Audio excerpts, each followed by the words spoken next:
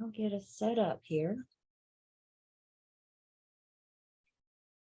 And this Kahoot is kind of a mixed match Kahoot. This is unit 17 and 19. So we're going to look at a couple appraisal questions, and then we're going to look at a couple fair housing questions. So 17 and 19. There's your QR code. If you're joining using the app or the website, you need a game pin. That game pin is 647-9043.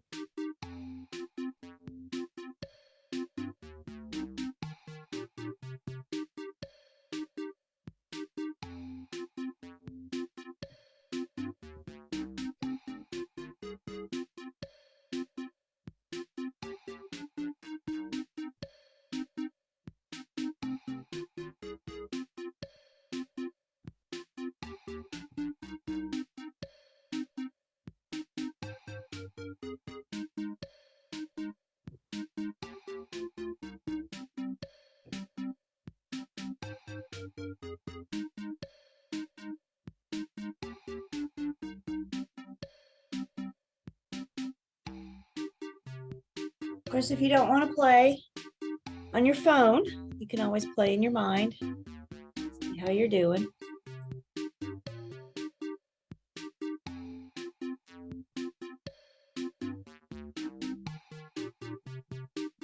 Anybody in that wants to play?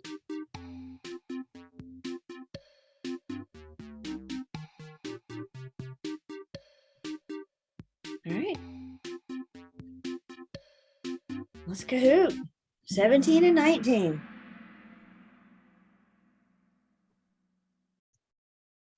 Question number 1. An appraiser is most commonly asked to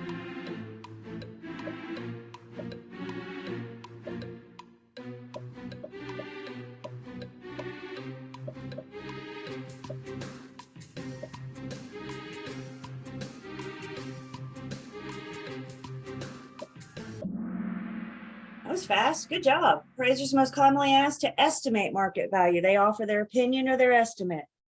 The buyer is the one that actually determines the market price. The buyer is the one that determines, am I willing to pay this much? Remember, the buyer's the consumer. And it really doesn't matter if you're buying a stick of gum or if you're buying a house. If you don't think it's worth the price tag, you're not going to pay for it. So we can think of that as a consumer. So the appraiser offers his estimate or his opinion on market value. Questions on this one?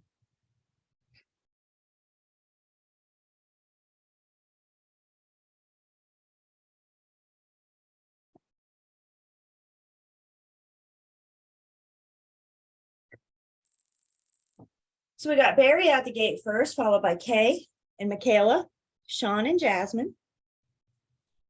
Question number 2.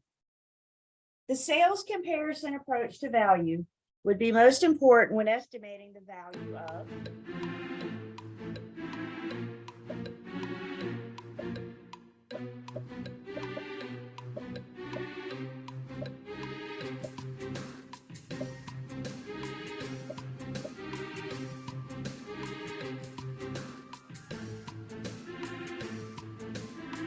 Eight seconds.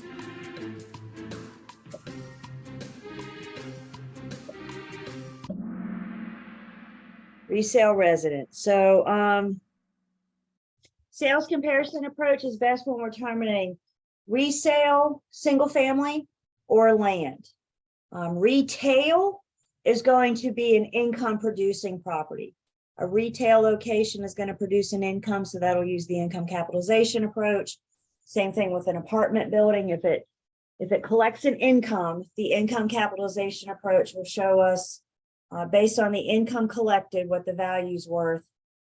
And then the cost approach is our special use properties such as a church, school, library, etc. New construction on the cost approach as well. Questions on this one?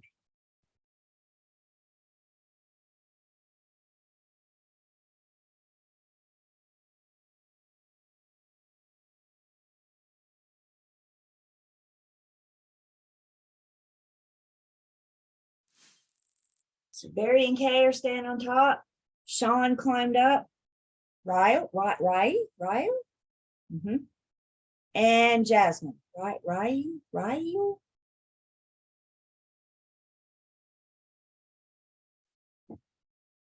Question number 3. In the cost approach to value, the appraiser may make use of the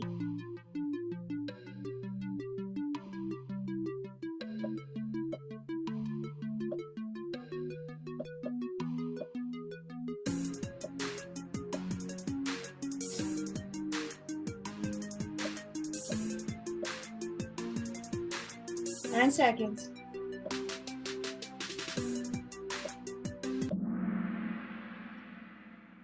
The estimated replacement. So remember the cost approach. We put value on the land as if it were vacant.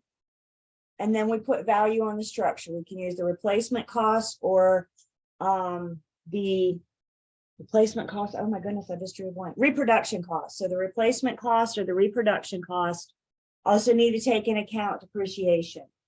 Sales price of similar buildings in the area is going to be our sales comparison approach.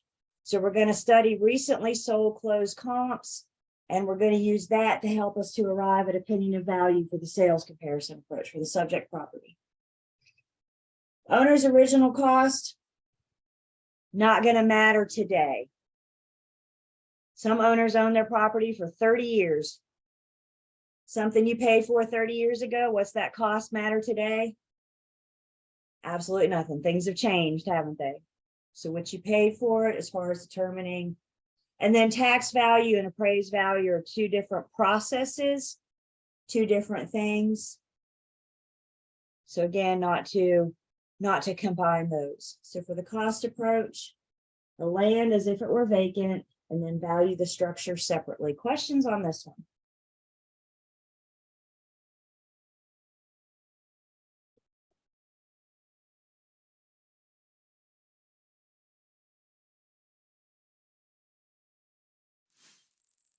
So Barry and Kay aren't budging. Jasmine's up. Sean's still on the board. Tom's on the board. Cynthia's our highest climber, up 6 places. You should have a little summit on your phone. Question number 4. It is illegal for a lender to refuse to make a loan in a particular area based on the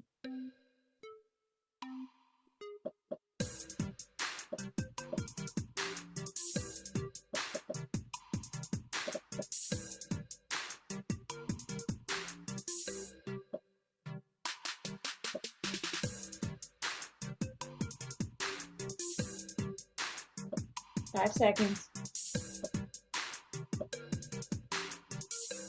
Illegal for a lender to refuse based on the neighborhood. Last night we called that redlining. Redlining was the former practice.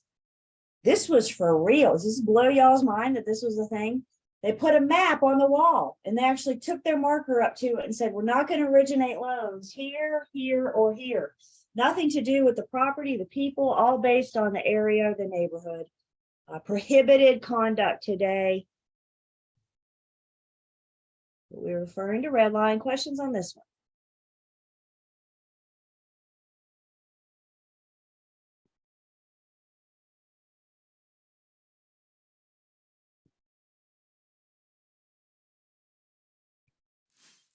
one? Okay. Barry's still on top. Jasmine and Kay swap. Sean's still on. Tom's still on. Christina's our highest climber this round. Up 4 places. You should see a little summit on your phone. Question number 5. Discrimination based on familial status was prohibited with the passage of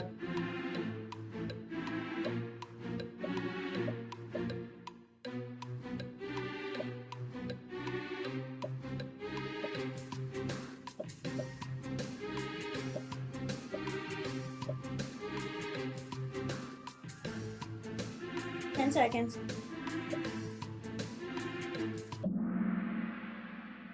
Fair Housing Act of 1988. Good job. Remember, our protected classes came in phases. So it started with the Civil Rights Act with race and color. Fast forward in time, 1968, we added national origin and religion. 1974, we added sex. 88, we added familial familial status and handicap disability condition. 2021, we covered sexual identity and gender orientation. So as our culture continues to evolve, we'll see fair housing evolve as well. Absolutely. Questions on this one? Equal Credit Opportunity Act is our lenders. That's the lenders protected classes. Questions on this one?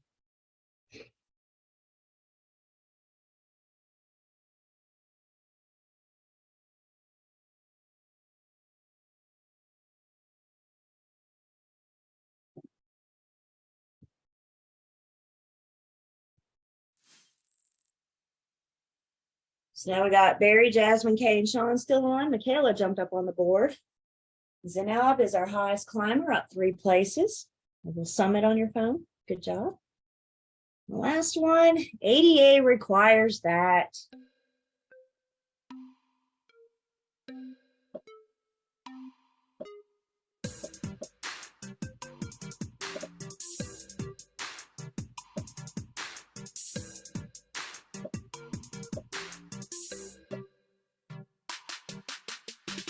Ten seconds.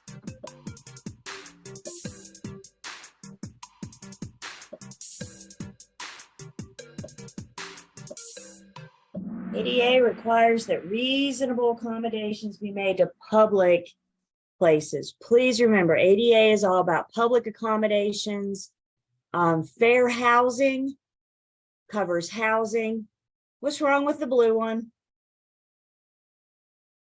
Oh, that teeny tiny word, isn't it? ADA only kicks in when the employer has 15 or more employees.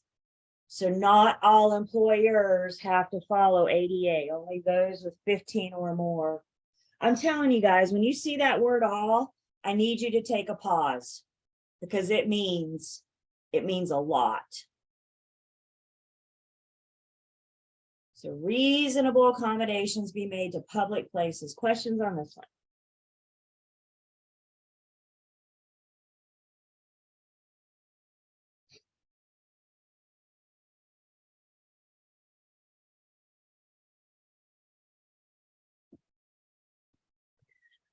Let's see what we got.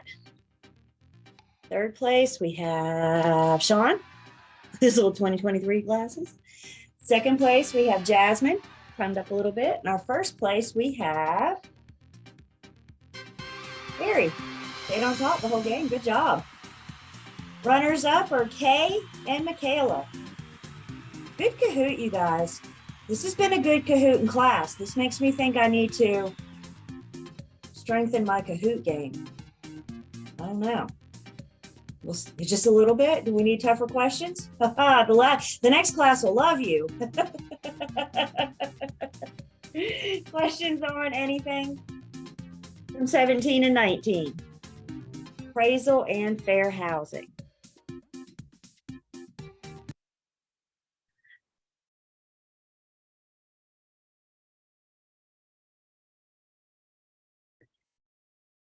Just a quick reminder, you guys have a cram course on Saturday. Remember, we changed it up just a bit. It's still on Saturday. Instead of with Annie, you're now going to be with Jane. And your new time is 9:15 to 1 o'clock. Lane will send you an email tomorrow morning with Jane's Zoom link. If you don't get the email from Lane, check your spam. And if you still don't have it, please reach out to Lane or I before 9:10 on Saturday morning. In the event that we're not available, please reach out to us Friday afternoon, evening, early evening, and we will make sure you get the link.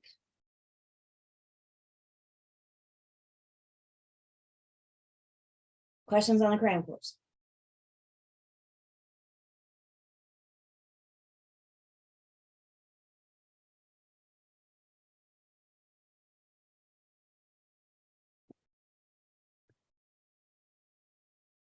So the last big section, we're going to start tonight. We'll finish it up next week.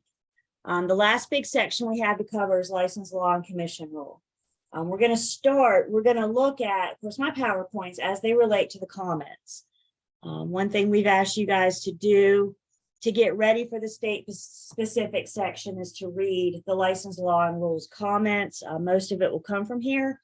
There are some license law and commission rules outside of the comments that we're going to address that are testable as well. This section, this license law and commission rule section, is the majority of your state specific exam. But guys, anything specific to North Carolina could be a good candidate for this section as well. So as you're studying, pay attention to things that say in North Carolina, because that could be a good topic for a state specific. Remember, I don't know, last night or Tuesday night, we looked at stuff like the North Carolina Residential Rental Agreement Act, and we looked at the North Carolina Tenant Security Deposit Act. Those are specific to our state. So we're in this last section, again, with the main focus starting on the comments. So we're going to jump in. I do not have page numbers on these slides since we're going off the book. We're focusing on the comments instead of the book. So the license law and commission rule. And our guide for this map is to talk about license law and commission rule. Let me say this before we go in. We're going to talk about post-licensing in just a bit. And I think to emphasize the importance of this section, when we talk about post-licensing, we're going to see that your 3 post-licensing classes, one of them is called Brokerage Relationships and Responsibilities, which is just a fancy way of saying agency. Another of your post-licensing classes is called Contracts and Closings. So basically units 9, 10, and 21. And then your third one is North Carolina Law, Rule, and Practice. So your 3 most heavily tested topics in pre-licensing are your 3 post-licensing topics as well. So we're introducing you to these ideas. We're just easing you in, understanding you got a lot more to learn when we get you to post. So with that being said, our license law and commission rule, our state specific section. Let's first talk about our license categories, and let's first all understand that we are all brokers. It does not matter if you are a provisional broker, a full broker, or a broker in charge. A broker is a broker is a broker.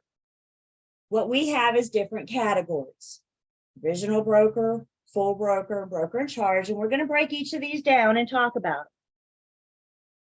North Carolina is unique in several different ways. And one way North Carolina is unique is that we are a brokerage state. We are a broker state. Most states will allow you to become a sales associate first and then a broker. North Carolina, we just glide right over the sales associate thing. That's not an option in this state. We all just become brokers. And that's part of what makes getting your license in North Carolina so difficult. That's part of why we have so much information. I mean, if we were to compare the sales associates to college degrees and the brokers to master's degrees, you guys, in a sense, are skipping college and going straight to your master's degree. Whereas other states get to go to college first. Why is North Carolina harder than others? I can't answer that. I do know the Real Estate Commission is quite proud of the fact that they are known for being one of the more difficult states to get your license in. They like that. So I don't expect this to change anytime soon. So no sales associate in North Carolina. We're all brokers.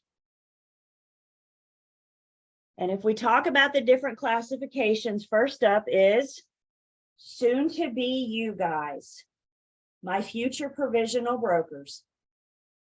I call you guys brokers with training wheels, which means once you get your license, you can ride your bike, but you can't do it without training wheels. You can't do it without assistance. The assistance you have to have is the direct supervision of a broker in charge. So you pass this class next week, you go pass the state exam, they issue a license. That license is on inactive status. Now we'll talk about the classifications, active, inactive, we'll get to all that. What we need to know right now is under an inactive status, you can't do anything. You can't sell, you can't promote or advertise yourself in any way. You can't collect a commission. As a broker, the only way we can get paid, the only way we can promote or advertise ourselves is by having an active license. So let's back up to what I just said. You pass a state exam, they hand you a license that's on inactive status. Gee, pretty much what they're saying is, congratulations, here's your license that you can't do anything with. Good job. As a provisional broker, to activate that license, you have to affiliate with a firm. As a provisional broker, you have to be under the direct supervision of the broker in charge.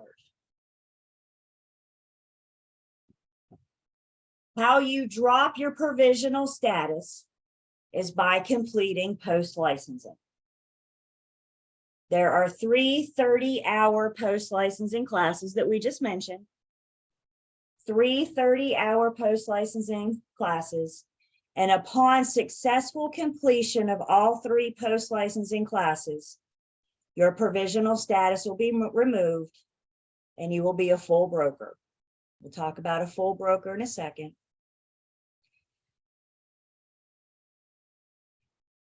You have 18 months to complete all 90 post-licensing hours. You have 18 months from the day your license is issued.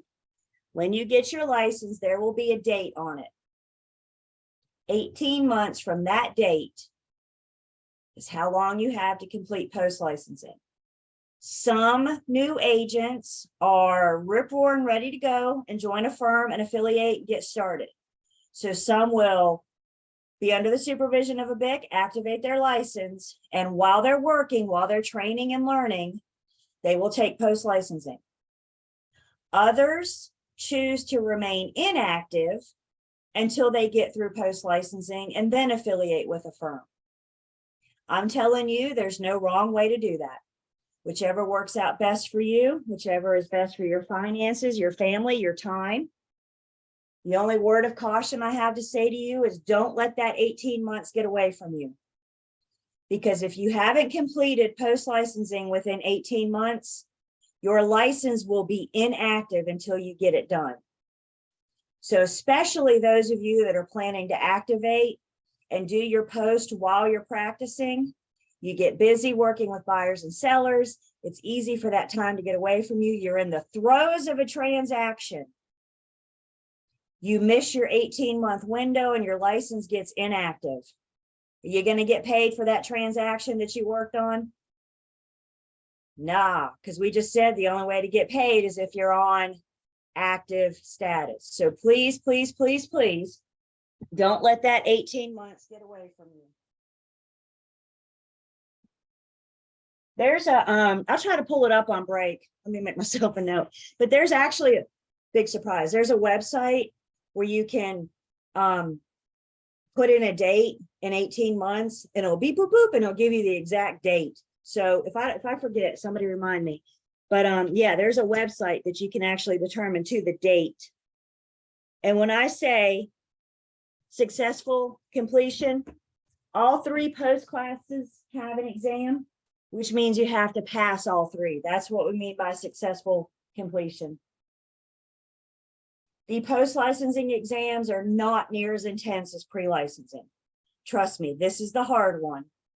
So once you get past these hurdles, this and your state exam, post-licensing is much easier. A lot of this stuff you've been introduced to. We're just going to build on it.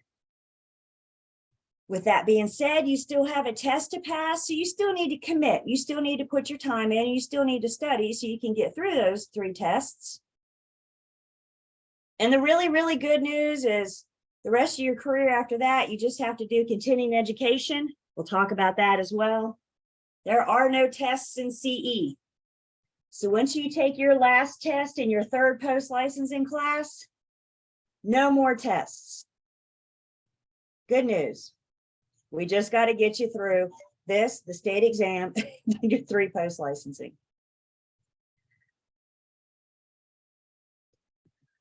As a provisional broker, Once you're affiliated with a firm, once you're under the supervision of a BIC, you can pretty much do the same thing as a full broker can do. The thing is you've got to be under the direct supervision of a broker in charge.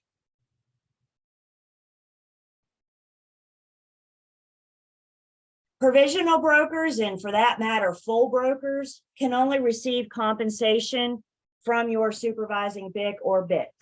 We're going to talk about dual affiliation in just a second. You cannot be paid by anybody else. If another agent in your firm wants to hire you to help them, maybe do some marketing materials, distribute flyers, whatever, set cookies out in an open house, you cannot receive compensation from that agent you're helping. You can only receive payment from your supervising broker in charge. Obviously, the principal has to pay the firm directly. The only person you can receive compensation from is your supervising BIC.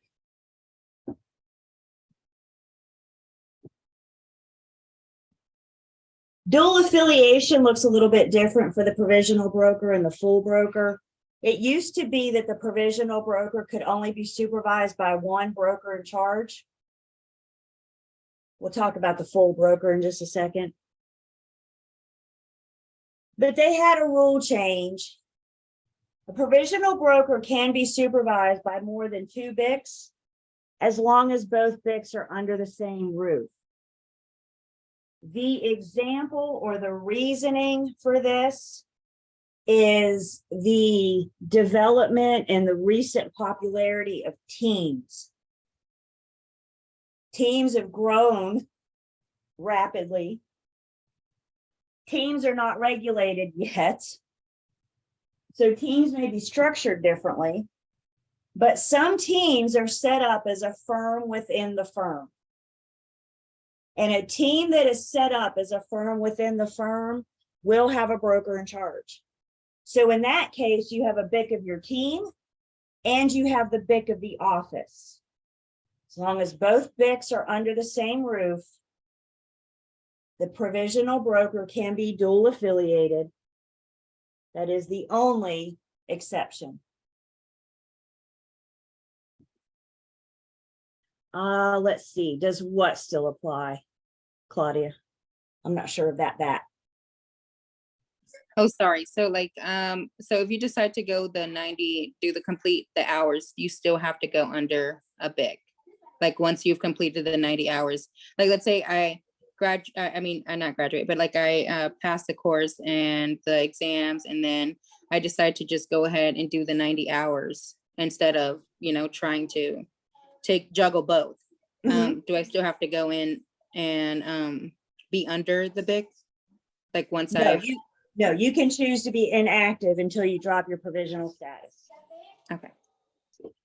Yep, you can either activate and do post, or you can remain inactive. I tell you, when I do post licensing, and I'm not kidding, I almost always have 50-50 in my post licensing classes. Half are active and half are inactive. So there's really no wrong way to do that, just depending on what's best for you. Julie? Yeah. I don't know if it was her question, but it's the way I interpreted it was after you pass the 90-hour courses. Mm-hmm. So now you're a full broker.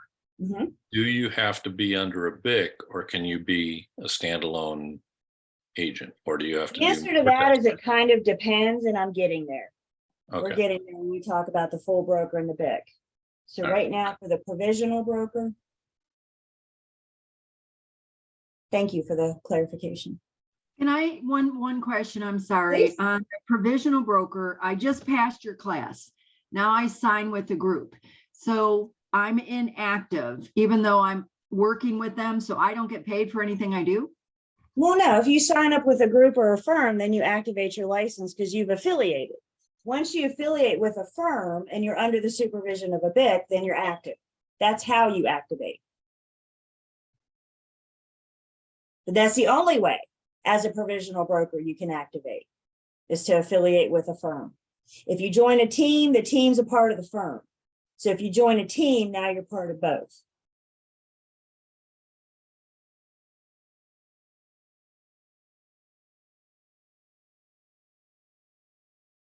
What else about PBs? Soon to be you guys.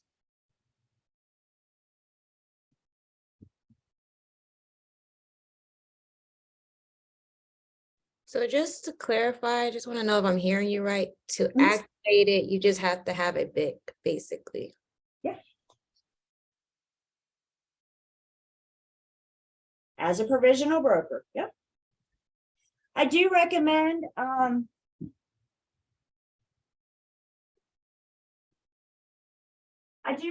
you guys kind of sound like a real estate agent right now, don't I? I think you should shop around. I think you should talk to a couple different firms. I think you should have conversations with a few BICs. You need something to compare and contrast. I hope one thing that we've learned is all firms are different. They all different compensation, different training. They're all different. So if you shop around, if you talk to 2 or 3, then you have something to compare and contrast. You also want to make sure you and your BIC get along, because as a provisional broker, your BIC should be in your back pocket. They should be supervising you, helping you get through the process. Remember too, you're not going in as an employee. You're going in as an independent contractor. So I try really hard not to use the word interview. You're not being hired, you're affiliating with the firm. So this conversation you have with your BIC should be a two-way street. Both of you need to make sure that you get along, that you like what they do and they like what you do. So when you go, I would take questions. I know top of your questions is going to be, what's your compensation split? But you guys as newbies, I think ahead of compensation should be, what kind of training program can you offer me? What kind of mentorship can you provide? I promise you guys, if you get the training out the gate, the right training out the gate, the money will follow. If you don't get along with your BIC, you failed the interview and finding out whether you did ahead of time. Other than being cognizant of any current transactions you're dealing with, is changing BIC, moving to a different firm, a big deal? That depends. Okay. Before you sign with a firm, I know this sounds funny to say. Before you sign with a firm, I need you guys to read your independent contractor agreement. Before you sign that thing, you read it. And you need to look for what happens when you leave. Because I know you're all very excited about joining, and leaving is not a possibility. But Tom, to answer your question, what happens when you leave should be spelled out in that independent contractor agreement. Some firms will say, we'll offer you free training if you stay with us for 1.5 years. If you leave before that 1.5 years, you owe us some money. So I need you to, even as a full broker, not just a PB, but you always need to make sure you check out those contractor agreements so you know what happens when you leave, if you leave. And as a provisional broker, when you leave, remember your license is going to go inactive again until you affiliate with another new firm. You can only have an active license when you're affiliated with a firm as a PB.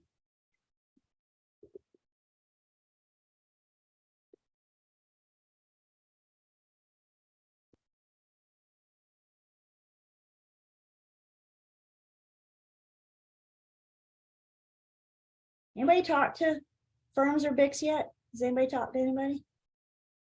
No, we're not ready to do that yet. Maybe a few kind of sort of general in passing conversations. Like we said, to ask about, of course, you're going to ask about compensation, definitely ask about training, not just as a new provisional broker, but ongoing training. Like what kind of training do they offer you once you are licensed, once you've been there 5 years, 10 years, whatever? What else is important to you? You guys care about charity? You guys care about office culture? Those are the kind of things, whatever's important to you are things that you may want to consider having the conversation with the BIC. What do you guys do for fun? In real estate, we work hard, but you know what? We play hard too. So we have fun, and that helps form our culture. My firm's planning their March Madness / St. Patty's Day celebration right now. Tailgating, brackets. It's going to be a good time, and I'm going to win. I've decided I want the brackets this year. You do that on colors or mascots, right? So there's a lot to, again, take into consideration. If you don't know where to start, Google's a great place to start. I would start with real estate firms in the proximity of where you live or the market that you want to work. Consider talking to large national or regional firms, but don't discount the smaller local firms as well. Shop around, explore before you commit.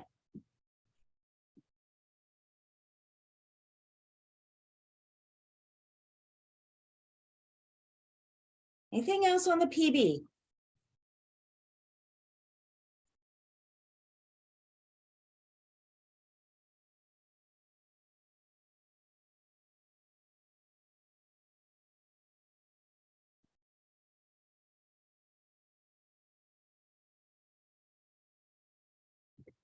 So you complete your 90 hours post-licensing, your provisional status is removed, and you're just a broker. A broker is a PB that has satisfied the post-licensing requirements. And as a broker, you may choose to go on your own, or you may choose to stay with the BIC. As a full broker, you have choices. We're going to get more specific into those choices, talk about what it means to be a BIC. Anybody want your own firm one day? Anybody want to be your own boss and have your own firm? We'll talk about that. Maybe we'll talk about that. A couple options that you have. But a full broker is active whether or not you're supervised by a broker charge or not. What you can do with that depends, and we're getting there. Again, full brokers can also only be paid by their supervising BIC if they have one. If you have a supervising BIC, it's your only source of where you can be paid.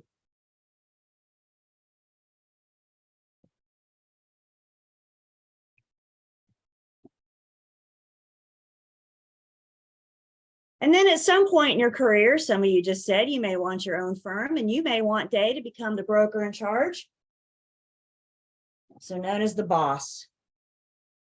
Each office location has to have a designated broker in charge. Not under the firm, but under the office. So if your firm has 10 locations, how many designated BICs do you need? You got to have 10. You got to have one under each roof, one at each office location.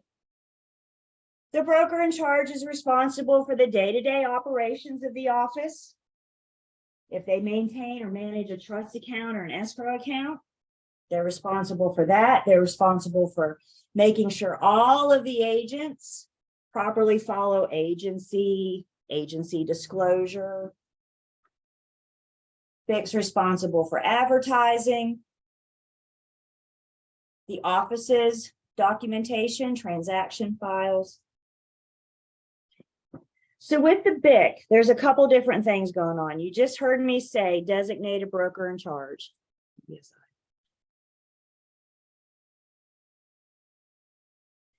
In order to become the designated broker in charge, one designated BIC in each office.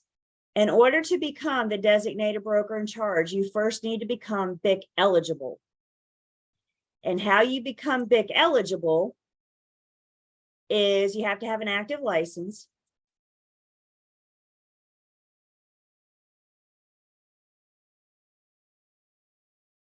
You can't be provisional broker, so active license, not on PB status. You have to have 2 years full-time experience or 4 years part-time within the last 5 years.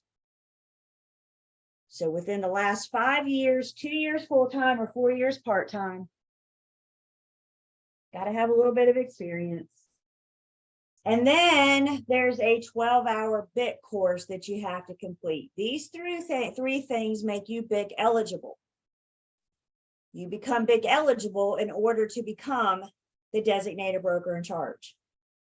Can only have one designated BIC per office location, but it's not uncommon for a lot of brokers to go ahead and become BIC eligible. So a lot of firms have some BIC eligibles laying around, which honestly isn't a bad thing as a firm. Because what if your designated broker in charge didn't show up for work? What if something happened to them? What if they skipped out of town? In order for the firm, for the office to be active, they have to have that designated BIC. So back to the question, when can I go out on my own? You guys are at least 5 years away from that. See what I'm saying? Because to become a BIC, to open your own firm, you have to have 2 years full-time within the last 5 years. How they account for full-time and part-time, I have no idea. I don't know the answer to that. So you first become BIC eligible. Once you're BIC eligible, you're positioned to become the designated broker in charge if you choose. There's another way you can go. We're getting there. We'll talk about that. We'll actually see this again with the BIC and become a BIC eligible. Questions on the BIC?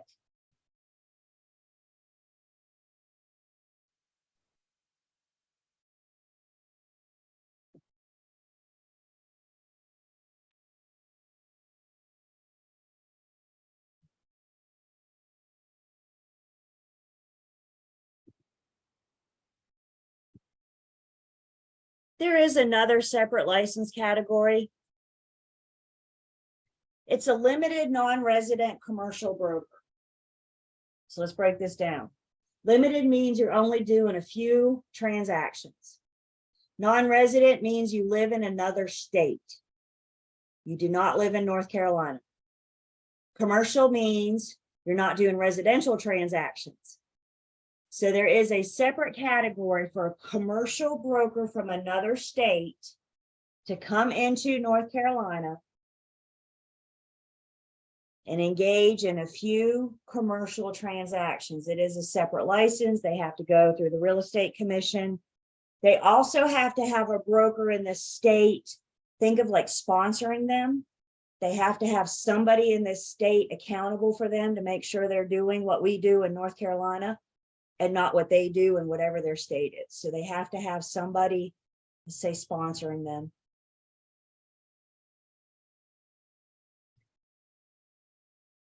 And then the other status, if you will, are our firms.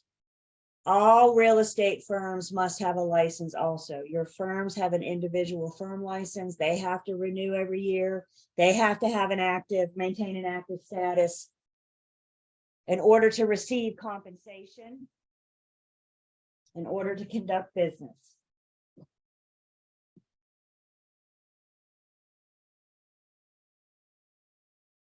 So you got brokers, firms, limited non-resident commercial broker. Questions?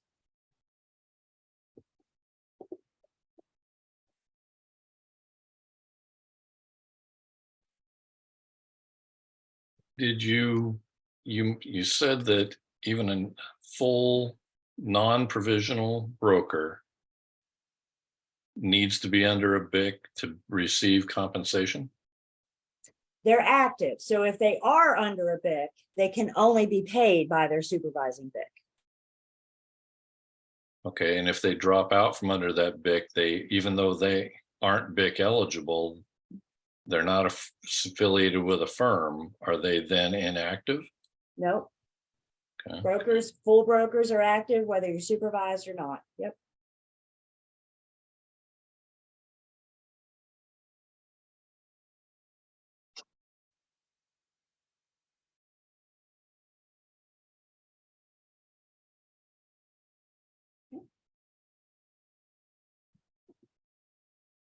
So here's our funnel again. Talked about license law and commission rule.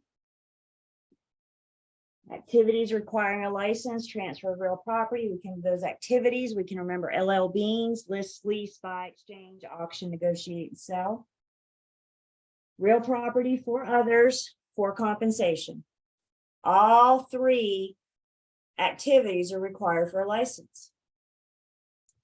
If you're doing it for yourself, you don't need a license. If you're doing it for free, you don't need a license. Y'all, please don't do it for free. Call me if you think you want to do it for free. Let me talk you out of that. Remember, when we talk about compensation, it's anything of value. May not be commission. Is free rent something of value? Is a gift card something of value? Is dinner something of value? You cannot be compensated in any way for others' transfer of real property. These are the activities that require a license. If you come across these in your practice questions or your test questions, make sure you have all three. We're engaged in the transfer of real property for somebody other than me, and I'm getting some form of compensation, something of value. All three are required.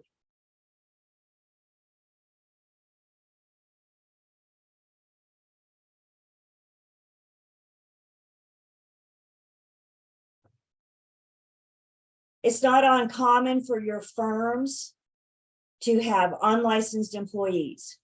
I'm telling you, your unlicensed staff, y'all love on your unlicensed staff. Their job there is to make your job easier. So your unlicensed staff, some of you at some point in your career may decide that you need help and you need to hire somebody for 10 hours a week to help you. Wouldn't that be a terrible problem to have? You get so busy that you need to hire help. Good for you. Unlicensed employees are involved in real estate, but they're very limited to what they can do. We're going to actually look at the list when we get back from break. Couple of things to understand first off, though. The unlicensed employee cannot be paid a commission per transaction. The unlicensed employee is a salary or an hourly employee. If you hire somebody to work for you for 10 hours a week, you pay that person 10 hours a week every week, regardless if you had a closing or not. They're not paid on a per transaction basis. So there are certain things that the unlicensed employees can do. And one thing that really sets them apart is how they get paid. The unlicensed employee gets a, is that a W-2? And the independent contractor gets a 1099. The unlicensed employee will have taxes deducted.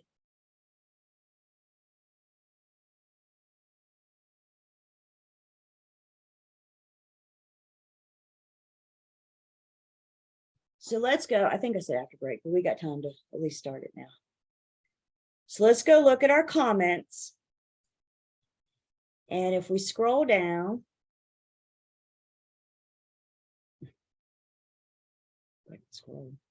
here it is. There's a list. We're on page 3. And let's go through this list of what the unlicensed salaried employee can do. They can receive and forward phone calls and emails. They can submit listings. They can submit information to the multiple listing services, as long as the information that they're putting in MLS was given to them by their employing broker. They're data entry only. You're handed a piece of paper and told, put this listing into MLS for me.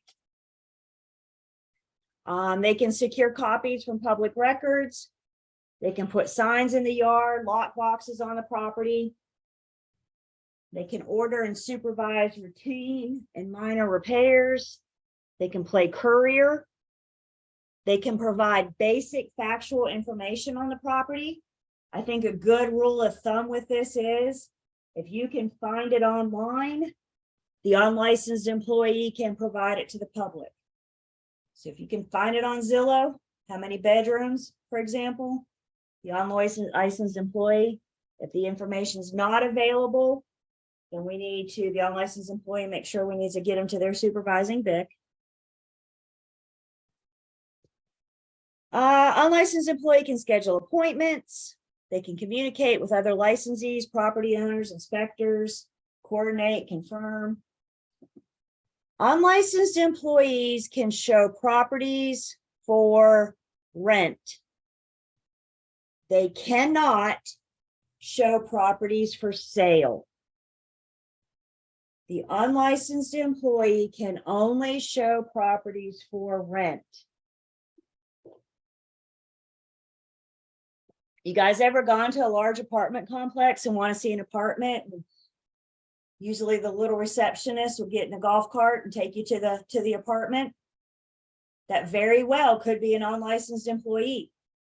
And that's okay as long as it's for rent. They cannot show properties for sale.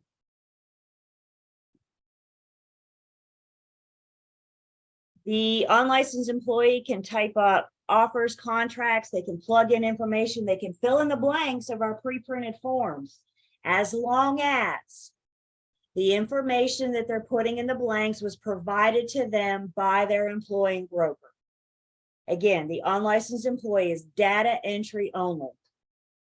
Somebody's handing you this information on a subway napkin and saying, fill this in. You guys with me?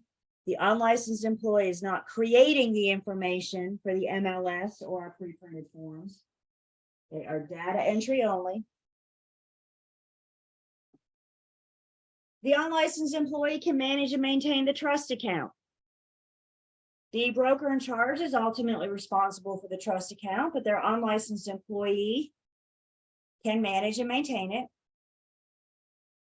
They can assist in putting documents together, help everybody get ready for closing, and they can commute and calculate commission checks.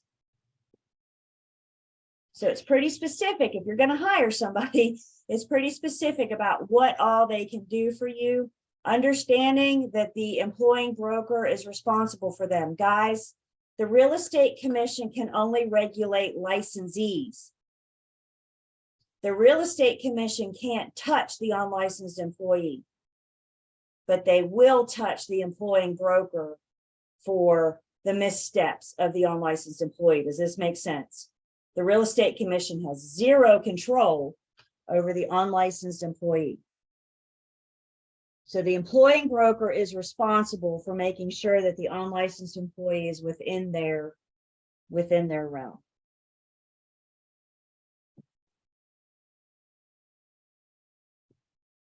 Again, this is on page 3 of your comments and learn, test, pass, what the unlicensed employees may do. If I were you guys, I would look at this list between now and next Thursday.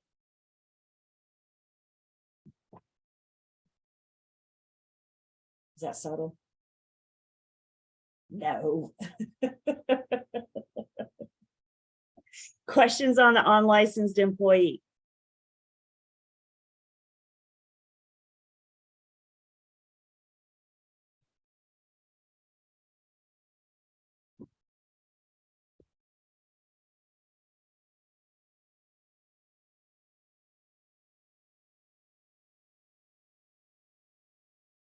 Okay. Let's take 10. I'll pull that calculator website up too, so we can check that out. Let's take 10.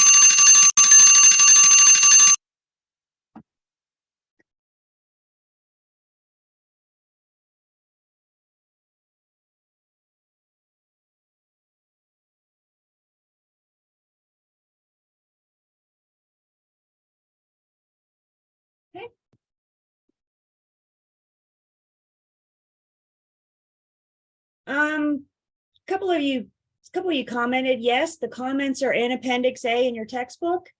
My fear is that Appendix A is out of date. So we always need to make sure we're studying the current. So please make sure that's why I direct you to the online learning system. Drives me nuts. They put all that stuff in your book. We could probably knock out about 300-400 pages of your book if they didn't put those useless forms in, but they do. So we're not looking at Appendix A in your book because I don't know what's current and what's not. What I do know is the currents in the online learning system. Fair enough? Always make sure we're studying the current.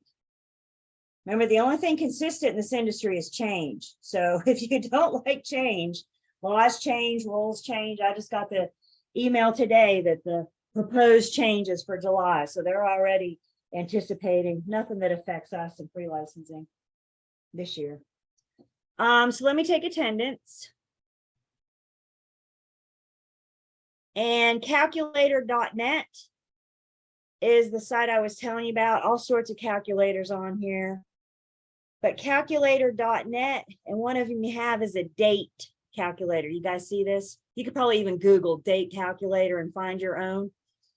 But let's say you get, when do y'all want to get licensed? You take my test on March 3rd. So let's say you go to PSI Testing Center and you get, happy St. Patty's Day. Let's get your, no, let's not look there. Yeah, here we go. So March 17th, you get your license down here. Put in the date. You say 18 months. Beep, boop, boop.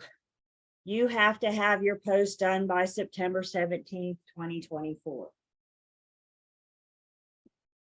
What can't you find on the internet, right? It's all right there. So again, my point is, don't let that time get away from you. Don't let that 18 months get away from you. And if you're not sure, especially if you're getting close. The other thing I want to say, I don't remember if I said it or not. It's worth repeating if I did. Guys, that 18-month, that date is on you. The real estate commission is not going to call you and say, it's been 6 months. Don't forget to do your post licensing. It's been a year. Don't forget to do your post licensing. That 18 months is on you. So do it sooner rather than wait. Because I'm telling you, once you get busy with clients, it's hard to find that time. So recommendations, questions on that?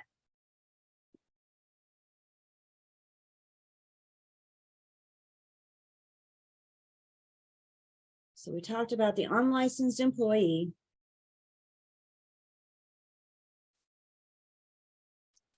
There are some exceptions to who needs a license. Not everybody may need a license, so there's some exemptions.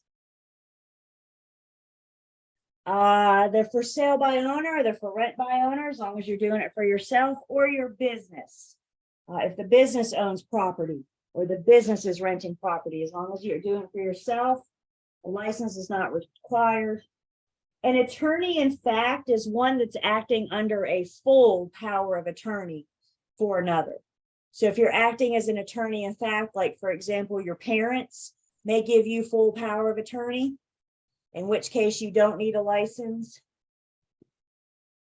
Our attorneys at law, those that are active members of the Bars Association, they don't need a license to do the job of a closing attorney.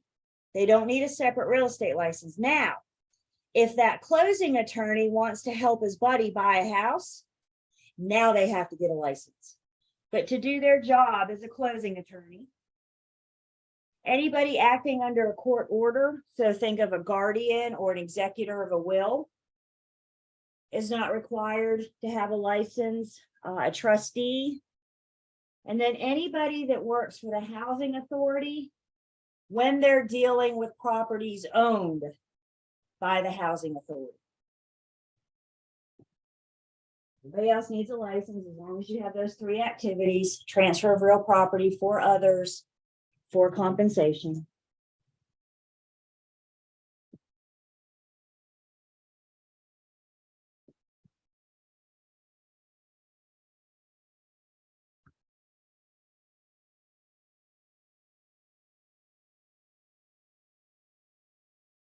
We have danced all around the North Carolina Real Estate Commission. And now here we are officially meeting our commission. What's the very first thing we learned in this class? Commission's main purpose is to what? Protect the public when they're dealing with us. Commission's not here to help us make lots and lots of money. They're not here to have lots of transactions. Their main purpose is to protect the public when they're dealing with real estate, specifically us. The Real Estate Commission consists of 9 members. Each member serves a 3-year term. Members are appointed by the governor, secretary of state. Other various roles can recommend and appoint a commissioner. Of the 9 commissioners, at least 3 must have an active real estate license. So at least 3 must be actively licensed, must be brokers. At least 2 have no involvement in real estate whatsoever. Isn't that interesting? At least 2 of our commissioners are a true representative of the public that they're protecting. What better way to protect the public than to have members of the public?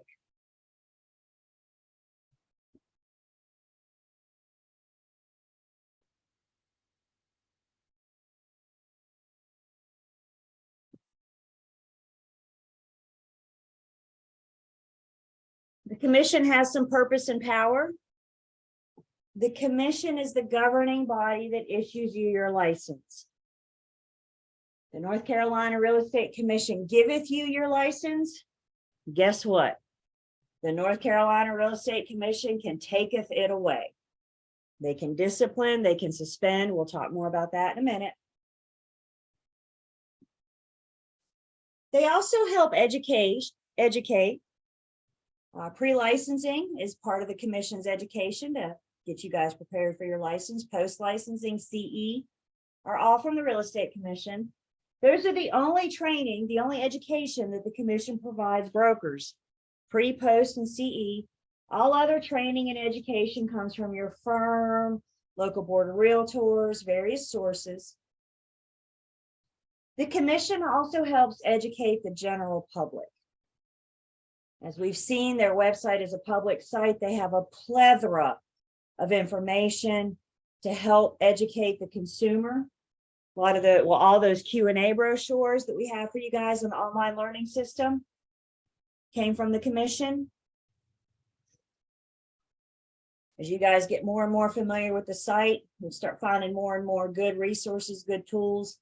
It's always a good place to go when you're looking for information. And again, they do have the power to discipline our license. Talking more about that in just a second. They also have the power to make rules. The commission can make commission rules. They can make reasonable bylaws, regulations. They can't do them willy-nilly. They still have to get approval from their governmental body that they answer to. License law is state law. Commission rule. One thing that the commission will not do is get involved with matters of money. If you're not happy with the commission split you're receiving from your firm, do not call the real estate commission. If you're not happy with the commission split you're getting from your firm, find another firm. They don't regulate commissions, salaries, fees. There's only one time that the Real Estate Commission is going to get involved with matters of money. Anybody remember that time?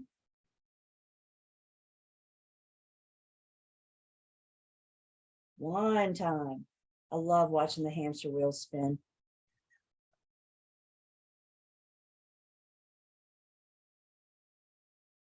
Anybody remember?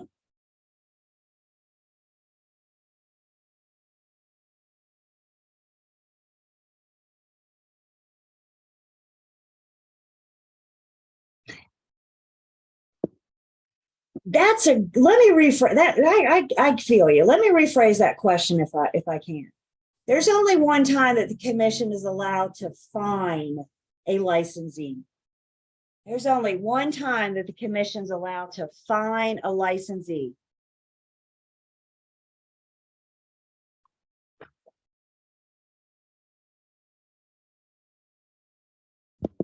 That's what I was gonna say, when you find them from violating any of the rules. No, they can only discipline your license, but there's one category of people that can be fined.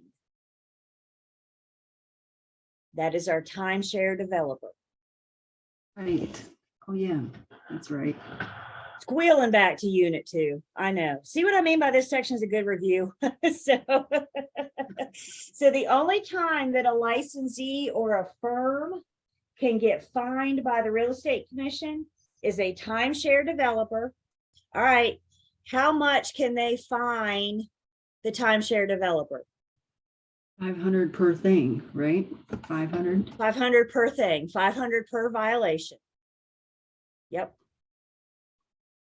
The rest of us, they can't fine us for violating license law and commission rule. You're not going to get a fine from the commission. What they can do is discipline your license. If you're getting fined for violating license law or commission rule, that's coming from the courts. The court can fine you. The commission just regulates your license, and the exception to that is they can fine the timeshare developer up to $500 per violation.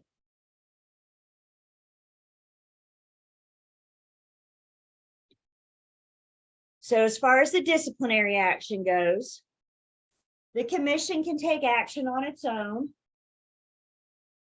Maybe the complainant hires an attorney notifies the commission can choose to investigate, or the complainant can go directly to the commission and file a complaint. NCREC.gov, on the home page, it says, click here to file a complaint. They can't make it easier. Once the commission receives a complaint, then they're going to investigate. The first thing they're going to ask themselves is, was this a violation of license law or commission rule? Just because they get a complaint on you doesn't mean you're going to lose your license. They're going to investigate it. If they determine that it could be a violation of license law or commission rule, then they will send the licensee what's known as a letter of inquiry. A letter of inquiry is your opportunity to respond to the complaint. It's your opportunity to prove that you did or did not do whatever the complaint is accusing you of. How do you think you respond to your letter of inquiry? You're going to be able to call the commission and explain your side of the story? No. You respond with your documentation. Remind me what we're documenting? Everything.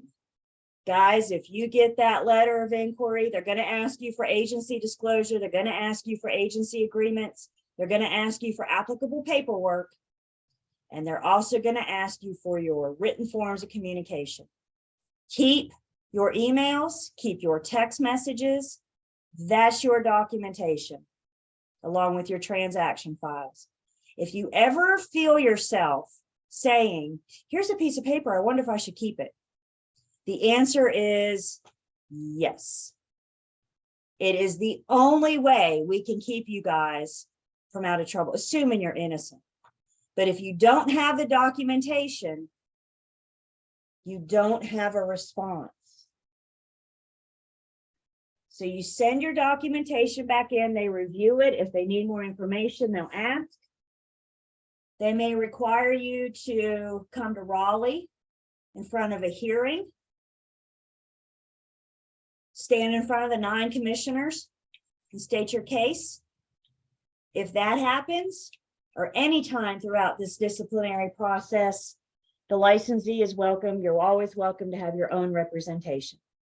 You can always take your own attorney to Raleigh with you. I hope none of y'all ever get there.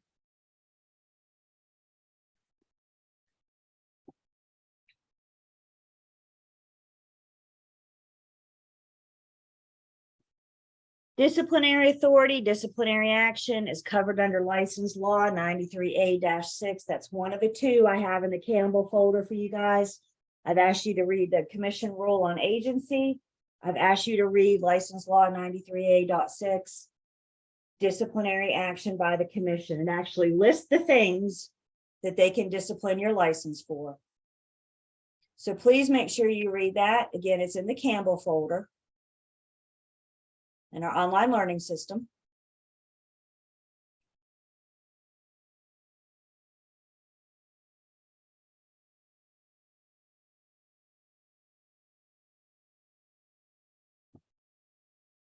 If they decide that they need to discipline the license, there's one of the few things they can do.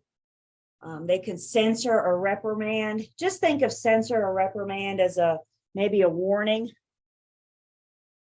Maybe they make you take an extra class, an extra CE class, for example. It's kind of a slap on the wrist. Don't you do that again. They could suspend your license. Maybe they suspend it for, I've seen 2 months, I've seen a year, I've seen 2 years. They could temporarily withdraw your license. Or if you really mess up, they could flat out revoke your license. Again, the Real Estate Commission giveth you your license and they can taketh it away. They are a licensing governing body. Licensees also have the choice to surrender your license if you don't want to deal with the letter of inquiry, or if you know you're guilty, you can just surrender your license, in which case you're done in real estate in North Carolina.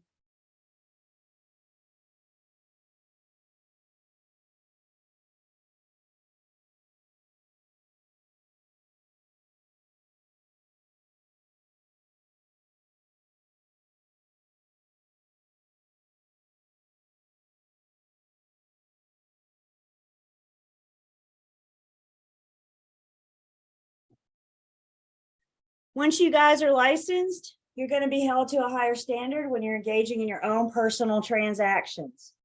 If you're selling your own personal property, buying a property, or leasing or managing investment property, you're held to a higher standard because the other person in that transaction is a member of the public. You can't have that unfair advantage because you're a licensee. So you're held to a higher standard. While they're investigating, they could put an injunction on you.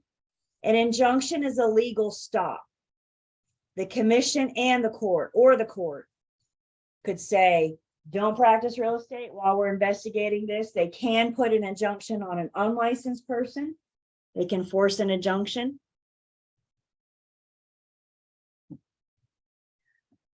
Back in my admin days, when I left my administrative position and went into sales, I was the executive assistant for the CEO and the COO. And we were at work one day and my CEO was in her office and she called me in her office. She said, Julie, come here. I want to show you something. And I went in and the CEO of the company was playing on Facebook. She said, come here. I want to show you something. There was a person on Facebook advertising their brokerage services under our firm's name.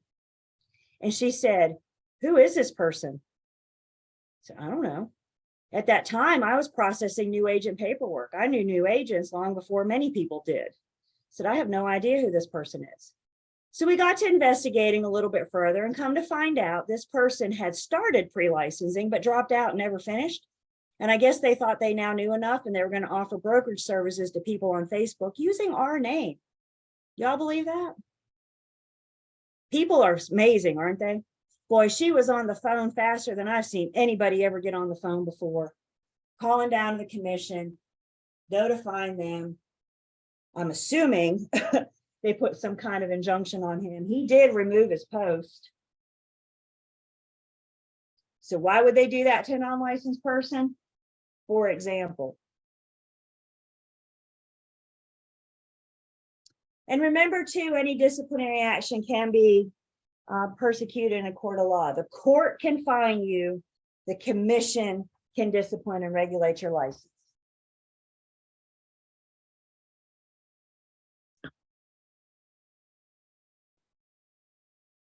Questions?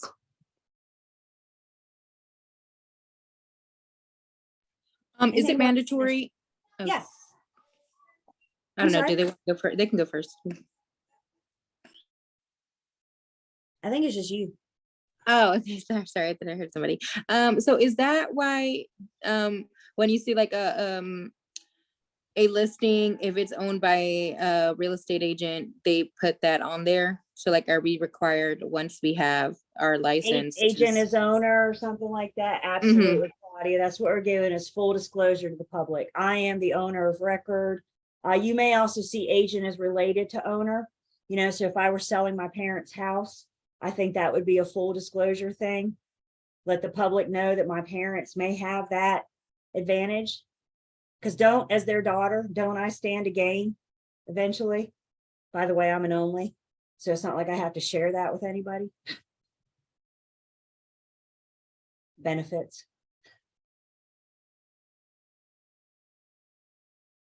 Absolutely. When in doubt, disclose. How about that? So yep, the agent is notifying the public if you enter into this transaction with me. I told you guys we bought this house a couple years ago, 3 years ago. When I submitted the offer to the listing agent, I said, I'm wearing two hats. I'm acting as the buyer and the buyer's agent. I disclosed the fact that I was going into this transaction representing myself.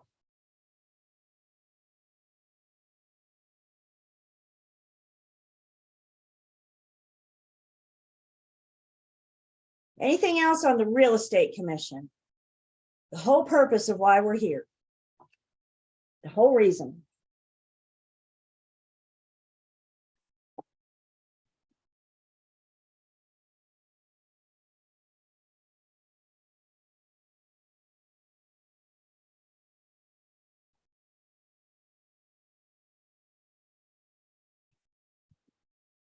Up next in licensed law and commission rule, bit of a review for us.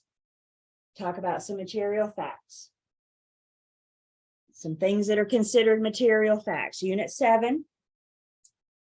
Things that are material facts are facts about the property itself. Structural issues, roof, leak, broke, fix, not working. Anything about the property itself. A material fact is one directly related to the property. It's not about the property itself, but it's close. A zoning amendment on the table, redrawing of the school lines, NCDOT's proposal to widen the road. Anything that's directly related to the property is a material fact.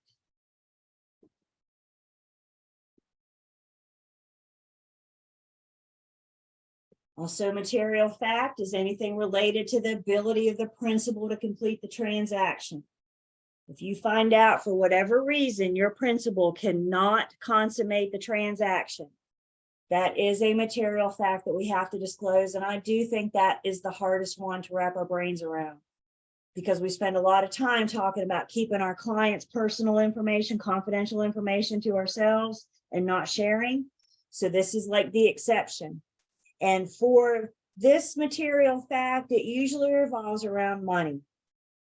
So if you find out when you're under contract that your buyer is not going to get loan approval, we are required as a material fact that we notify the seller or the listing agent that the buyer got denied their loan. If we're under contract and we find out the seller lost the property or is losing the property to foreclosure or bankruptcy, that's a material fact that we have to disclose.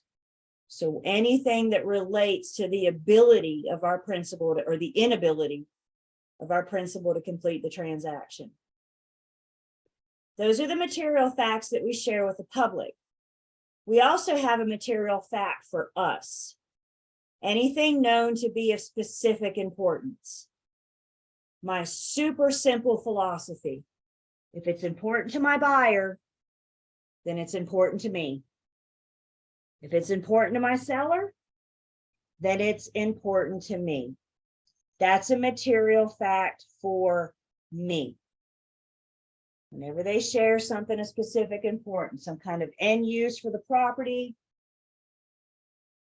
that's a material fact for me.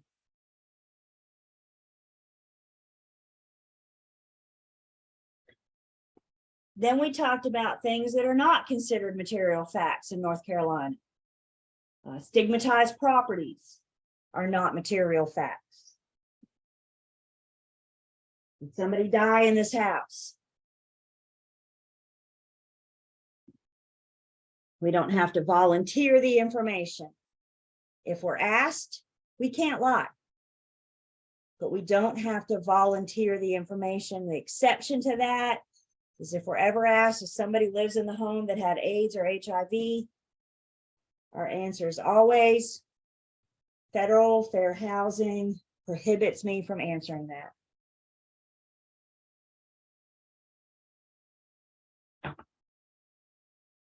Another thing not considered to be a material fact in North Carolina is the presence of convicted sex offenders nearby. Again, I don't have to volunteer the information. If I'm asked, I can't lie. And with that one, I'm a big fan of being the source of the source. If your buyer wants to know if there's convicted sex offenders nearby, send them to the North Carolina Sex Offender Registry and let them look the neighborhood up.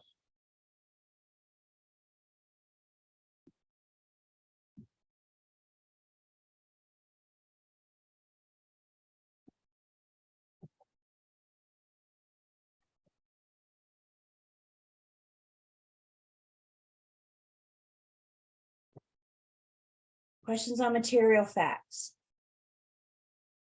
Unit 7. And license law and commission rule.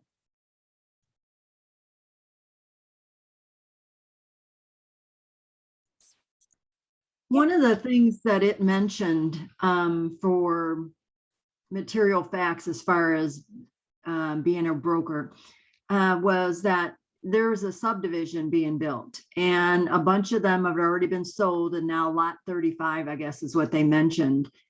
And on lot 35, the guy said, is this okay for septic? And the person said yes, but never really testing it.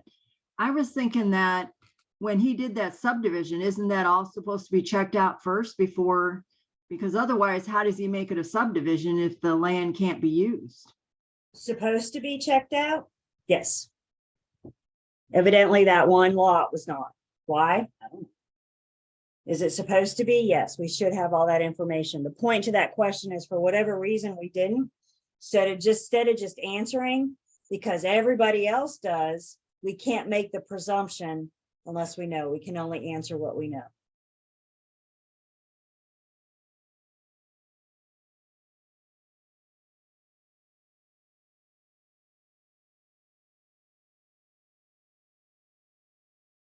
When it comes to material facts, we talked about prohibited acts of material facts. I call these the big 4. Just don't do it. Just don't do it. Don't lie and don't omit. Pretty simple, right?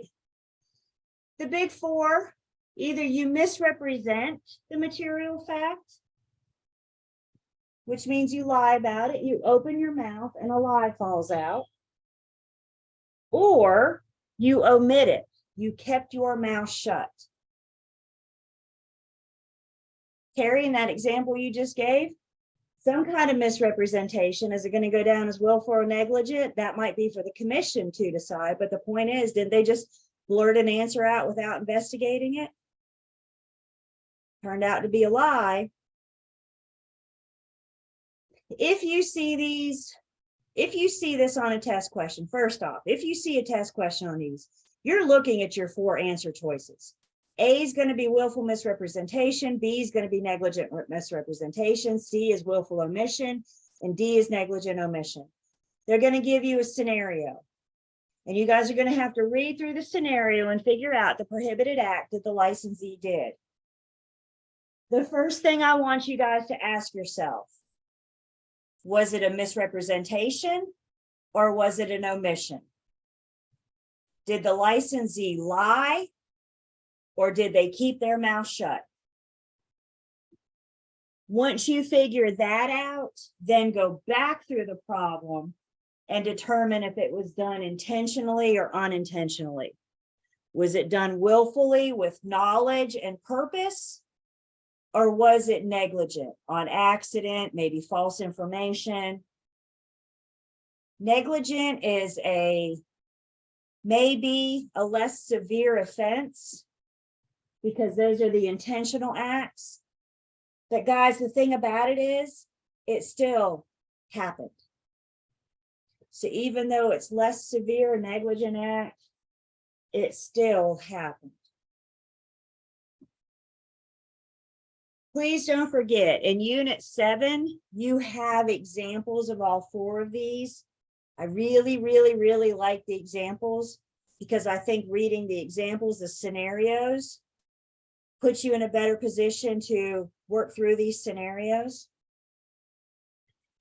Also, I'm going to get out of this just for 1 second. In our license law and commission rule comments, as we're reading through these, we come across our material facts again. What isn't a material fact? And then there's the big 4 starting on page 5. So willful misrepresentation, and in this license law and commission rule book is more examples. So you guys have examples in Unit 7 of the big 4. You also have examples in the license law and rule comments. I do suggest you guys look at the examples in both. Again, ask yourself, did the licensee misrepresent or omit? Did they lie or keep their mouth shut? Or once you decide that, then ask yourself if they did it willfully or negligently. Questions on the big 4?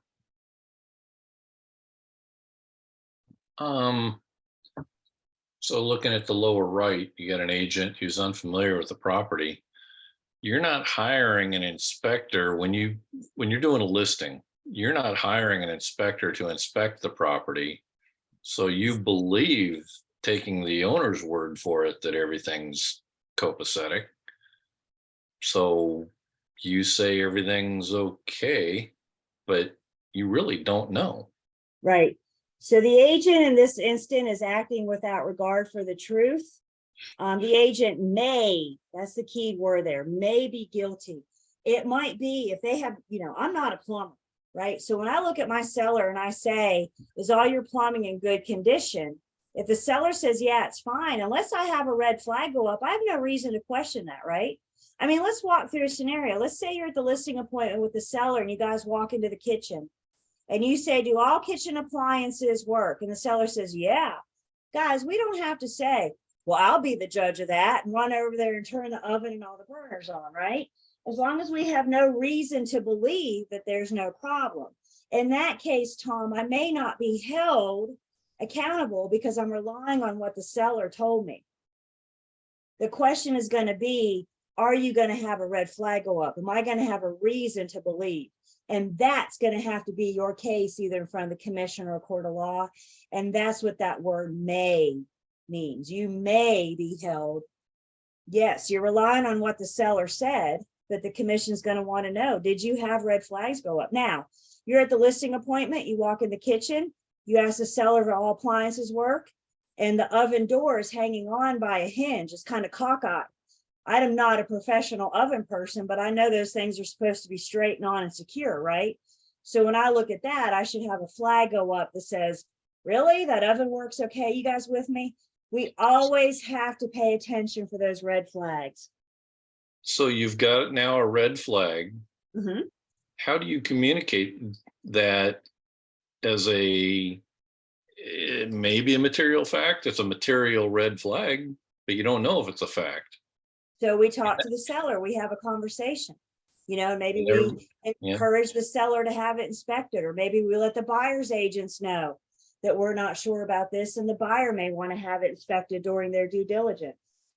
We have to, as you just said, communicate that fact that I had a red flag go up and encourage others to inspect and investigate. Okay. And also we have a form that the seller has to fill out to say whether. But Yes, buyers no or no beware. representation. So can't they say no representation? Yep. On the RPOs. And regardless of how the seller completes the RPOs, I always have a duty to disclose material facts.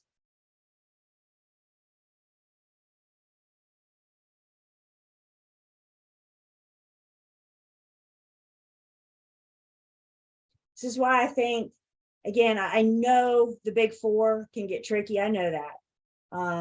And there's a lot of what ifs. But guys, I think when it comes to this, we need to remember my job is to disclose. I need to look for red flags. I need to ask questions. I need to try to discover, but then I need to disclose. When you're with somebody and you see a water stain on the ceiling or you see the oven doors cockeyed, point at and say, look, that doesn't look right. When your buyer says why, or your seller says, I don't know, then we investigate. We encourage them to investigate. But at the end of the day, the commission's going to want to know, did you look for red flags and did you disclose those material facts that you learned? How we disclose, the commission doesn't care. You want to put it in the agent only remarks, you want to call the buyer's agent, you want to send them an email, commission doesn't care how we disclose, just that we disclose. You guys going to document the fact that you disclose to every single buyer's agent? You betcha. Because what do we document? Every stinking thing. So Julie, is it kind of a safe thing to just like with all of your buyers, just encourage them to do their own inspection? Oh, pri- absolutely. Yeah, But so that just to doesn't kind negate our responsibility. Buyers absolutely should be encouraged to have a home inspection and absolutely part of their due diligence, but that still doesn't negate my duties to disclose material facts. right. Of course, if I'm walking through and if I see a water leak or, whatever, Yep. and then just be honest with the seller and say, hey, that's Yeah. something that I'll have to mention. I have to disclose this. And when the Mhm. buyer wants to know where it came from, guys, I'm not a plumber. I'm not a roofer, right? I can't diagnose the problem. My job is to say, hey, look, there's a water stain on the ceiling, and encourage the buyer to have those inspections and investigations.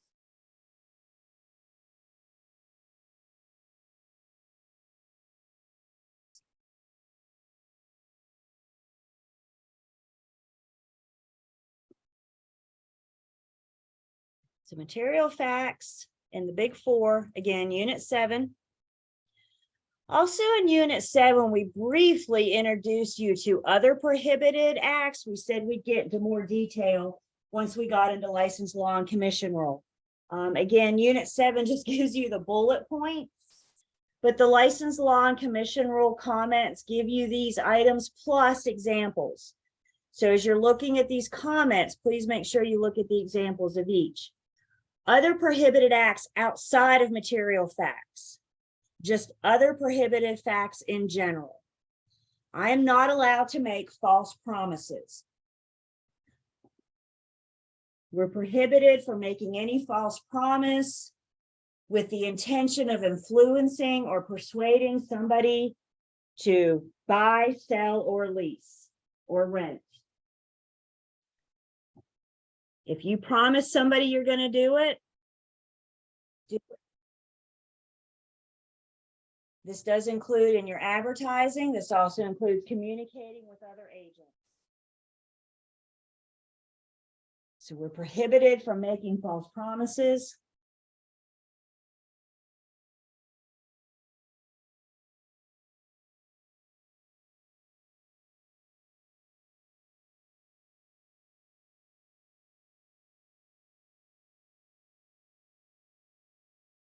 Welcome.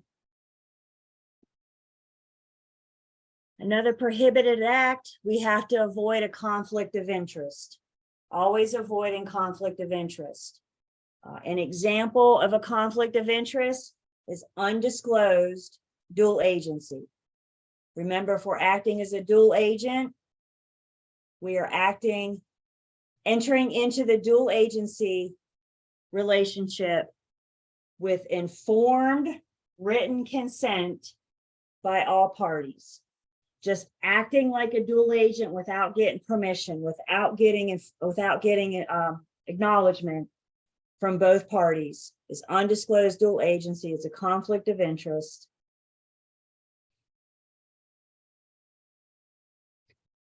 Another conflict of interest we need to avoid is self-dealing. Remember what Old Car says. Old Car says we put our principal's interest in front of our others. And if we ever put ourselves in front of the principal, if we ever put our own interest in front of the principal, that's self-dealing, and that's a conflict of interest. A great example, I think it's in your comments, but I love this example. Let's say you are getting ready for a listing appointment and you are doing all your research to learn about the property. And while you're doing your research to learn about the property, you learn that there's a proposed zoning amendment on the table. And if that zoning amendment passes, it could greatly increase the value of the properties in that neighborhood. So you go to your listing appointment, you're talking to the potential seller, and the seller doesn't mention the proposed zoning amendment. And you think, well, maybe the seller doesn't know. So you don't mention it. And instead you look at the seller and you say, I'll tell you what, I really like this property. Instead of listing it, why don't you just let me buy it for you? Seller says, wow, that's awesome. This was easy. Where do I sign? You buy the property, you close, you now own the property. Zoning amendment passes and you sell it for a profit. Is that self-dealing? You better believe it. Now, what if you go to the listing appointment and you look at the seller and you say, do you know about the proposed zoning amendment? And the seller says, no, I don't know anything about that. And you tell them about it and they say, well, I appreciate you sharing that, but I got to sell now. I don't have time to wait. Now, can you offer to buy the property from them? Absolutely, because now you've disclosed. You've disclosed that information. You gave the seller the choice. You gave them the opportunity. We cannot put our own interests above our principles. Good question comes in, and I'm sorry I didn't hear you. Must be with, yeah, something with your mic. Billboards that say we'll sell your home in 45 days or less. How does that work? Because obviously they can't guarantee that. I'm not sure that they're guaranteeing that. But it might be that they have a thing that says if we can, what they're saying is they can have it on the market. And if they don't sell it within 44 days, then they may have something that they're going to buy it themselves. So that might be that fine print thing. But before those companies list, they make the sellers, I mean, generally they're making the sellers do more work, you know, to put it on the market. Because if I have to buy your house, I want it to be in good condition where I can turn around and sell it for a profit, right? Because that's what it's about. Another conflict of interest is representing another broker without consent. Remember earlier we were talking about full brokers can be dual affiliated. Full brokers can have your license at 2 different firms. And full brokers can be dual affiliated as long as you have permission from both firms, as long as you have permission from both brokers. So you can have your license in 2 firms. Maybe your retirement plan, you're going to get a condo at the beach and a condo at the mountains. And you're going to spend your retirement years going back and forth from the mountain to the beach. Doesn't that sound nice? And you decide you still want to dabble a little bit in real estate. So you hang your license at the beach, you hang your license at a firm in the mountains.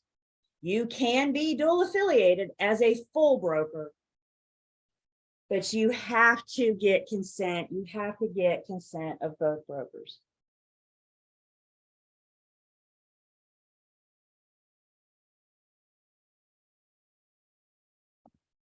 So we have a duty to avoid conflicts of interest. Another prohibited act, prohibited conduct, is improper brokerage commission. We've already said we cannot pay an unlicensed person a commission or referral fee. Unlicensed employees can only be paid hourly or salary. Only active brokers can be paid a commission or a referral fee of any kind. Bird finder's fee, you may have heard of that.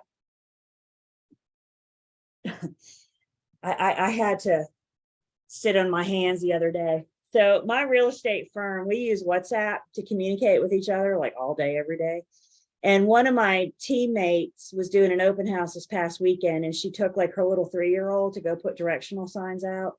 And she took a picture with her little 3-year-old next to the directional sign. It was so cute because she was about as tall as the sign was. It was really cute. And she said, who wouldn't want to buy a house from her? If you do, I promise I'll share my commission with her.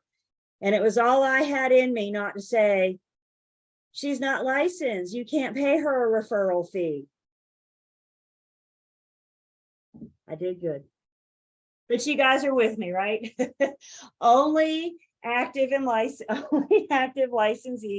And you got to be 18 to get a license. So she's still, 15 years away.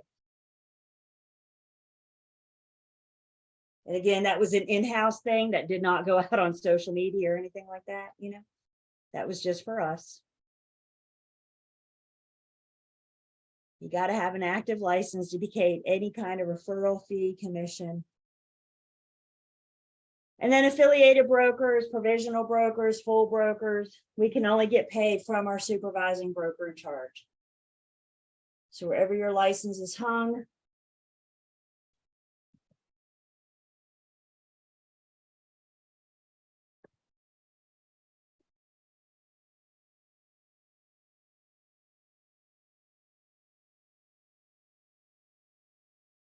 another prohibited act, something else we have to avoid.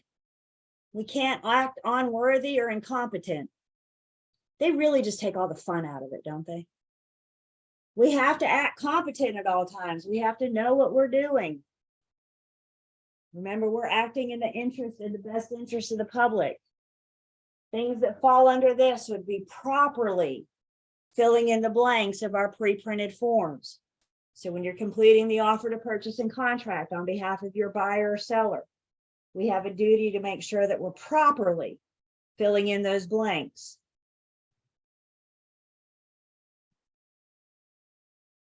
Another thing out of this would be failure to provide your buyer or seller an accurate closing disclosure.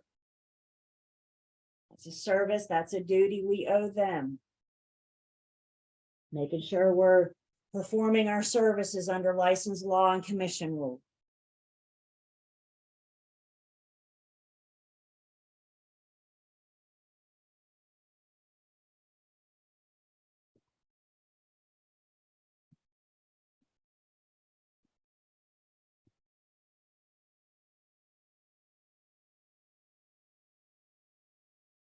Now, the thing they don't let us do, improper, fraudulent, or dishonest dealing. Big thing about this is going to fall under our reasonable skill, care, and diligence. Can we reasonably perform the job? Do we know the market? Do we know what we're doing? Reasonable skill, care, and diligence. We cannot act improper, fraudulent, or dishonest.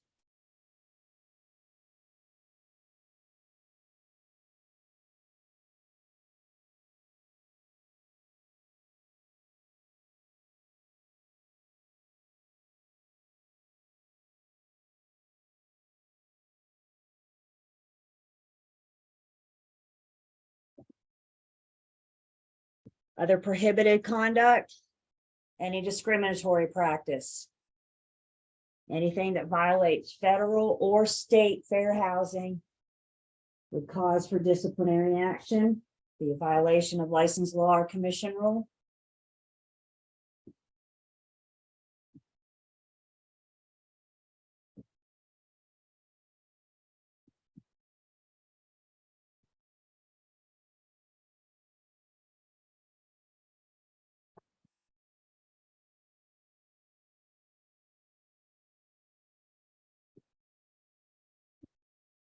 Another prohibited act, practice of law. You guys looking at yourselves in the mirror in the morning with your morning affirmation and saying, I am not an attorney. Remind yourself of that over and over and over again, because you know what we can't do? Act like an attorney. Guys, these are one of these things. It's our job to know the parameters of our job. It's not our buyers and sellers' job to know our parameters. You're going to get asked questions. You're going to get asked to draft a form. You're going to get asked to write language. legally binding language. It's our job to know how to respond to that. Your buyers want you just to, oh, just put that in the contract. I'm sorry, I can't do that. Drafting legally binding documents is the job for an attorney. Offering any kind of title advice, title opinion. Telling parties how to take title. When you're working with that unmarried couple, don't whip out your pre-licensing book and begin to explain tenancy in common and joint tenancy to them. That's acting like an attorney. If you're working with an unmarried couple, have them talk to their attorney about what it means to take title as joint tenancy and tenancy in common. I'm telling you, y'all know just enough to be dangerous.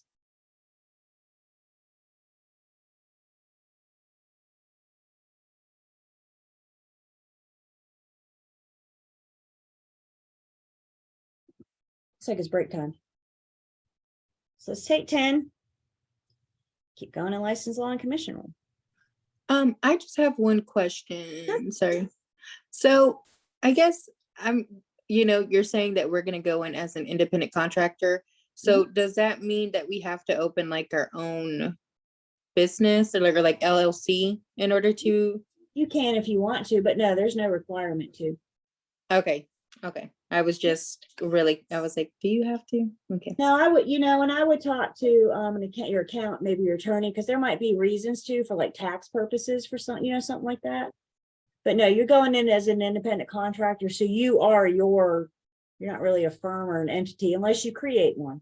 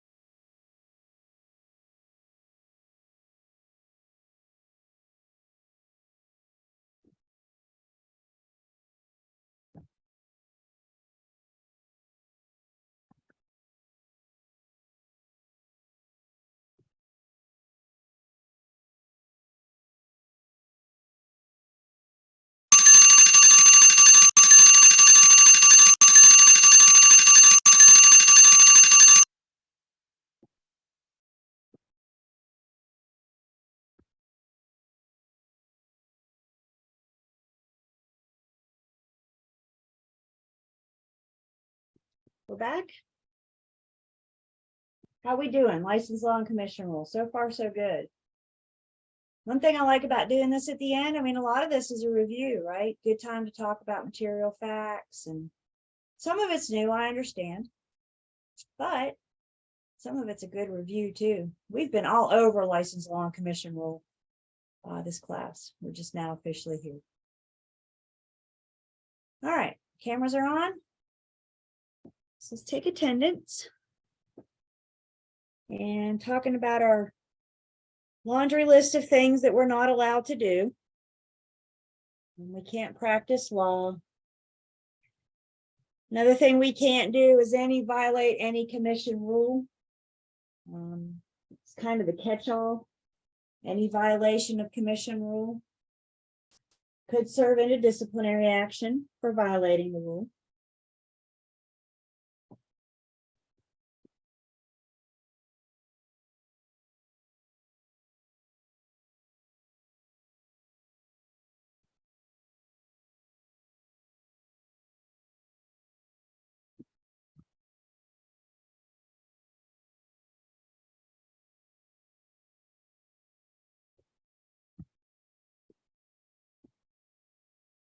Thank you.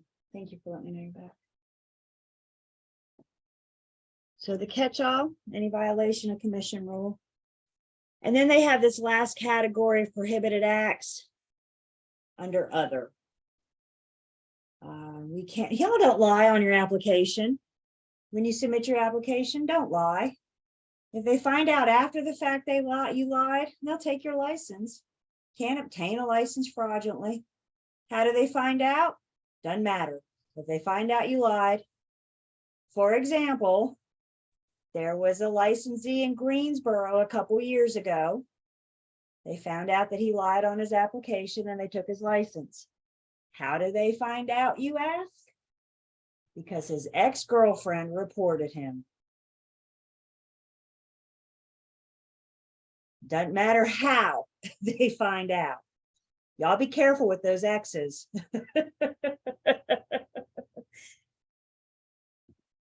So lie on your license application.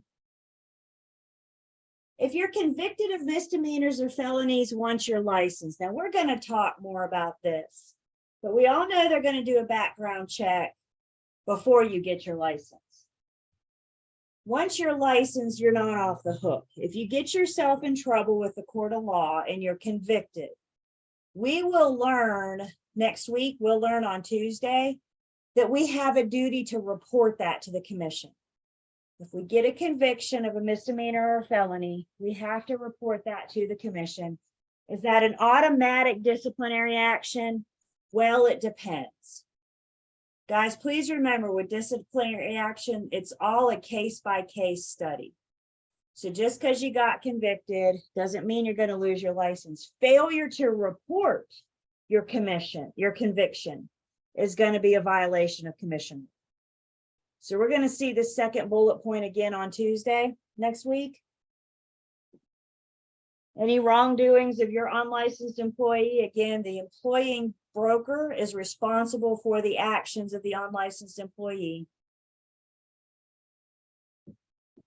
And then if you have another occupational license, another professional license, CNA, CPA, anybody have another professional? I'm not talking about your driver's license. An occupational professional license. If you get yourself in trouble with that licensing board, you have to report it to the real estate commission.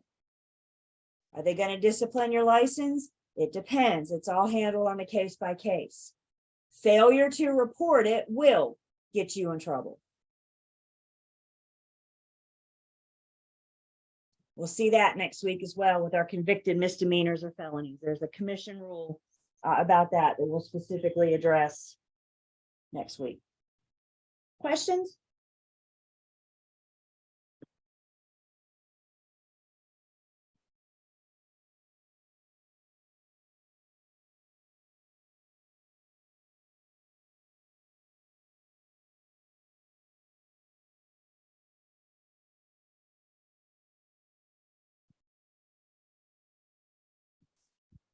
So then license, law, and commission rule. goes into conversations, nice reviews about agency. The license law and commission rule addresses agency. Specifically our written agency agreements. All of our written agency agreements must be signed by all parties. The principal, all of the principals sign, and then the broker is allowed to sign on behalf of the firm. Remember, the broker's relationship with your firm is that of a general agent, which means you have some authority, you have some ability. An example of that authority or ability is to sign an agency agreement on behalf of your firm. So our written agency agreements are signed by all parties. Whenever you're working with a seller or a lessor, landlord or a seller, our agency agreements must be in writing from the beginning. There is no such thing as an oral seller agreement. I cannot perform a single service for the owner of a property without getting that agency agreement in writing first. Commission rule does allow me to work with a buyer or tenant at first under an oral agreement. Eventually, it needs to be put in writing. Is everybody good with that? Buyer tenant is the only oral relationship allowed at first.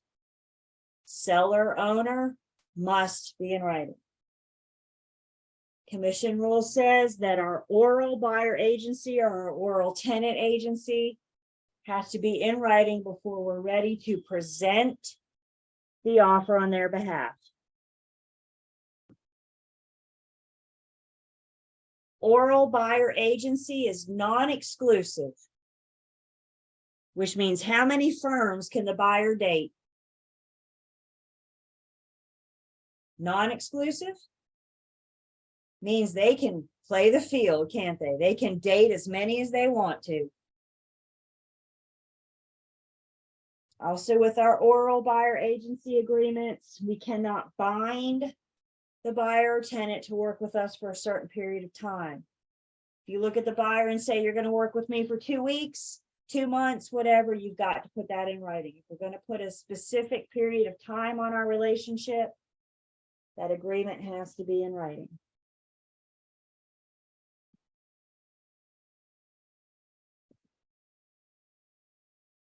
All of our written buyer agency agreements must be signed by all parties. They must include your license number. Once you get licensed, you'll get a 6-digit number. Please go ahead and memorize that 6-digit license number. Put it on a flashcard if you have to, because you will use that 6-digit number everywhere you go. I promise you guys, the Real Estate Commission has no idea who Julie Campbell is. They do know who 264172 is. So make sure you memorize that number. Everything you sign is going to have it. Our written agency agreements have a definite end date. And when they're over, they're over. The only exception to this is our property management agreement, which can allow for an automatic renewal. It still has a specific end date, but it can allow for an automatic renewal if the parties agree.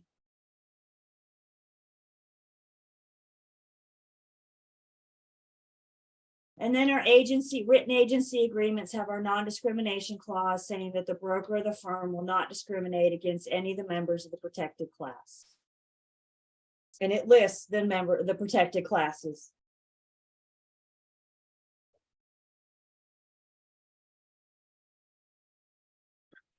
So let's say you're working with this buyer under an oral buyer agency agreement. Oral buyer agency agreement is an agency agreement. You owe this buyer old car. You've entered into an express agreement. You just haven't signed anything yet. You owe this buyer old car, and you've been working with them for a couple weeks, couple months, however long. They finally find the one. They tell you to write up my offer. And you say, before I can present this offer on your behalf, I got to take our buyer agency agreement, put it in writing. We got to reduce it to writing before I can present the offer. And the buyer says, nope, I'm not going to sign that. At this point, we cannot proceed under an oral buyer agency agreement. We cannot present their offer under an oral buyer agency agreement. Now, it may not be over yet. First off, I would try to get to the bottom of why they're unwilling to sign, especially if you've been with them for a while. But if they refuse to sign, then we cannot present the offer. Again, it's not over yet. We have a couple options. Maybe we can get the buyer to enter into a written buyer agency agreement just for that one address. Enter into a written buyer agency agreement with me for 123 Main Street so I can present this offer on your behalf. If it works out, I represent you. If it doesn't, hopefully you can have the opportunity to work with them again and continue working with them to build their trust. The other option, the last ditch option, the one that the commission does not encourage, is to downgrade that buyer from a client to a customer and offer seller sub-agency. In order to do that, when I say full disclosure, I mean full absolute disclosure. Because if I'm downgrading this buyer from a client to a customer, and I'm now the seller sub-agent, my loyalty was with the buyer, but now my loyalty is where? With the seller.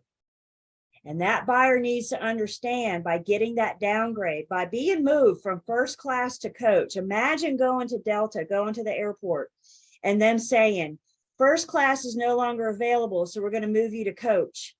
How do you feel about that? Yeah, not real good, right? The buyer needs to understand that as a seller sub-agent, your duty, your loyalty is now to the seller. You need to remind the buyer what you know about them.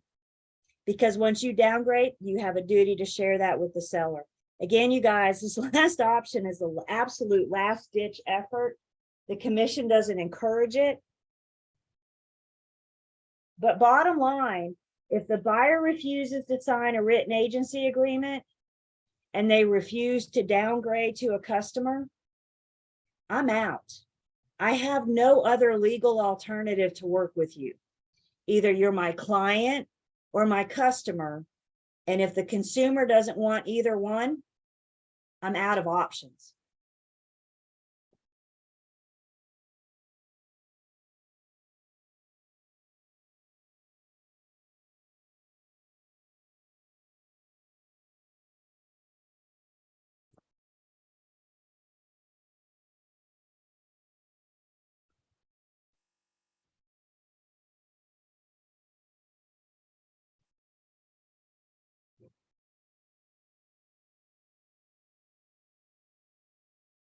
Another nice review for us in our license law and rule comments is about agency disclosure, or working with real estate agent disclosure. Sales transactions only. For sale, working with sellers and buyers. Property managers, lease transactions aren't required to do the working with real estate agent disclosure.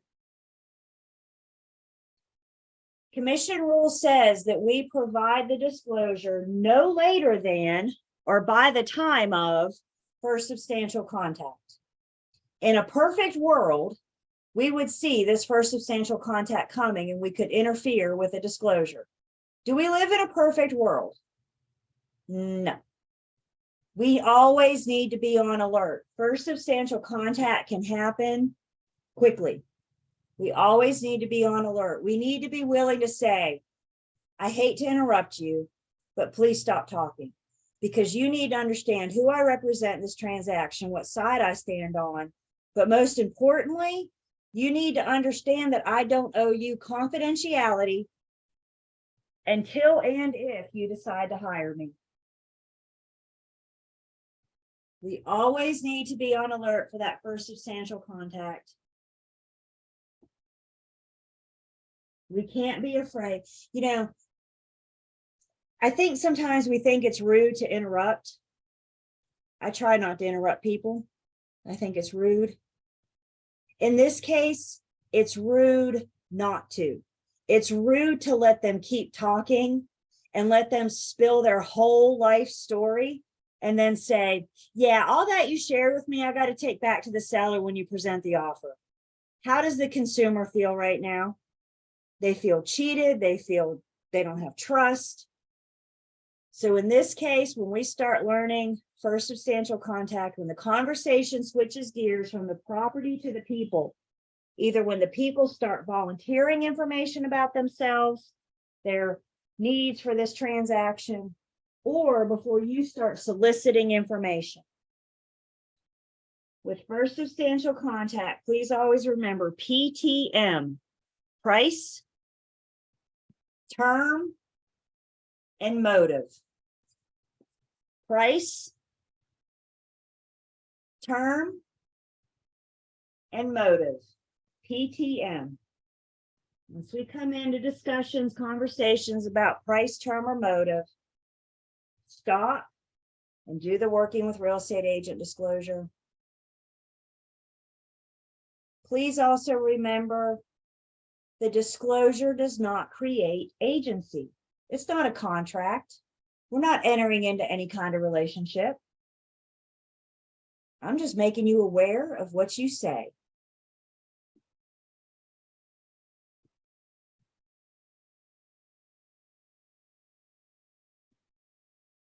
Commission rule gives us some specifics with our agency disclosure.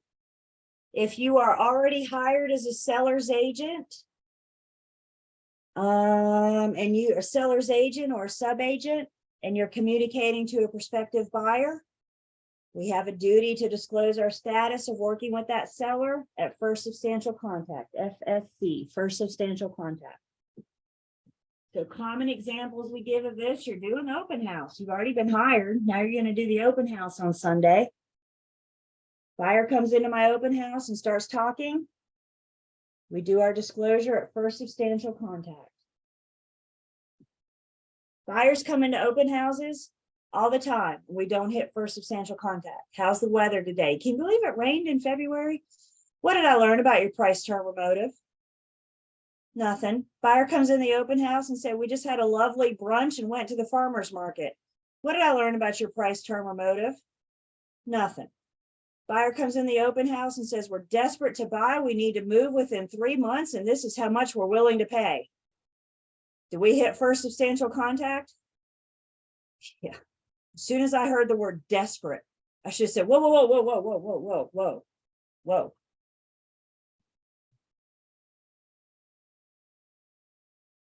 So disclose of our status to prospective buyers at first substantial contact.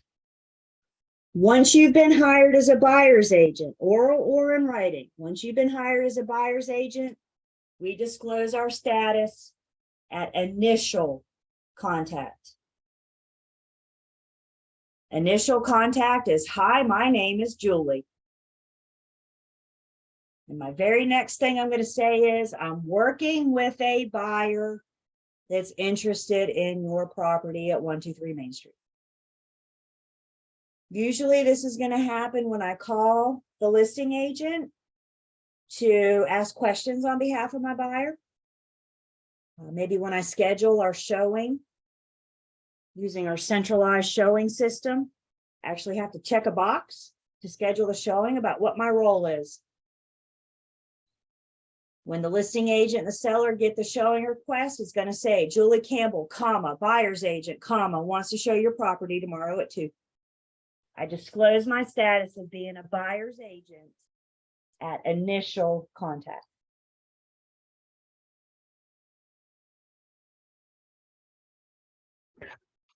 So my question is, what if you kind of disclose it and they don't understand it, continue talking, is that not your problem no more? Because you just said, hey, I'm a seller Well, agent, but what if you they know, and don't get that, you know? so there's two pieces to that, Nicola. If they don't understand it, then we need to, put the form in front of them, try to help them understand. There's a difference in them not understanding versus them saying whatever. So anyway, as I was saying, desperate to sell, da da da da da. You know what I'm saying? Once we've done our job and disclosed our status, we're good. We're done. We provide the form. We ask them to sign it, saying that they acknowledged. And then after that, if they keep, so anyway, desperate to buy, da da da da da, then yeah, we whip out our pad and our pencil and we take notes to share it with our seller if they present an offer. My job is to disclose that status in a way that they understand. I think if you say stuff like, I don't know you confidentiality, I think they're going to get that. Careful what you tell me. What you tell me, I'm required, I'm obligated to take to my seller. So when we do our disclosure, when you guys join your firms and you're in your new agent training with your firms, they may make you do role playing with the disclosure. And I'm going to be honest, I hate role playing. I always feel dumb, but you know what? It helps. It works because it helps put words in your mouth. It helps you, formulate what you're going to say. And once you just do your disclosure a few times, you'll have your little spiel down pat. But again, we have the form with us too. And don't forget, we got that Q&A that we can provide, that we can also use to help put words in our mouth to help us disclose. But things like, I represent the seller, my duty and obligation is to the seller.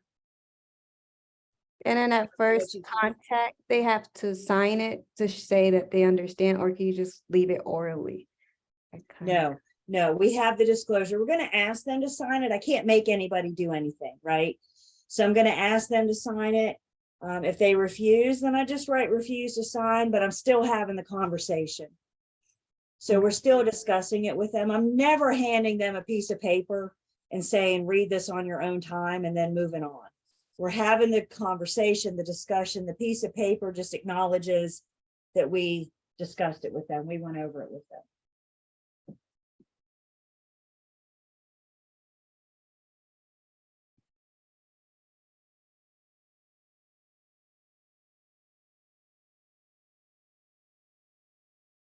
I tell you guys, the first couple of times you're working with real estate agent disclosure, it's not going to go over well. You're going to sound like you have no idea what you're talking about. Duh, required disclosure and something about you're just going to be spitting out everything you learned in pre-licensing. But once you do it a few times, you'll be good to go. Look at yourself in the mirror, practice in front of family and friends.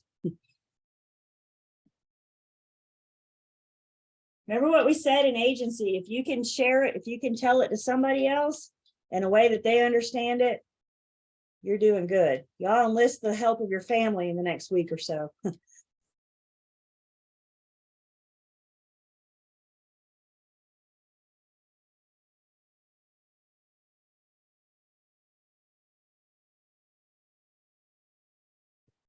Also in commission rule is a nice little review on dual agency. In order to have dual agency, we have to have informed written consent by all parties. Remember, the most basic thing about dual agency, the most basic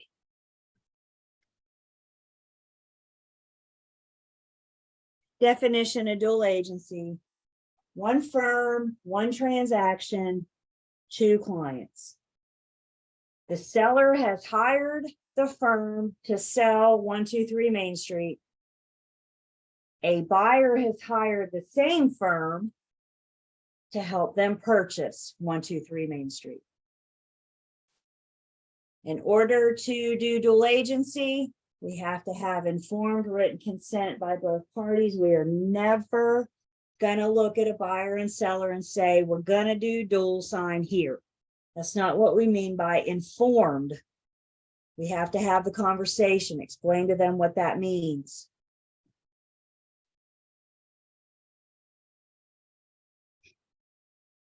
Dual agency. If our buyer's oral, we can have an oral agreement to do dual at first. Again, we got to put that in writing. But even though it's oral, it's still an express agreement. An express agreement means all the terms have been clearly stated.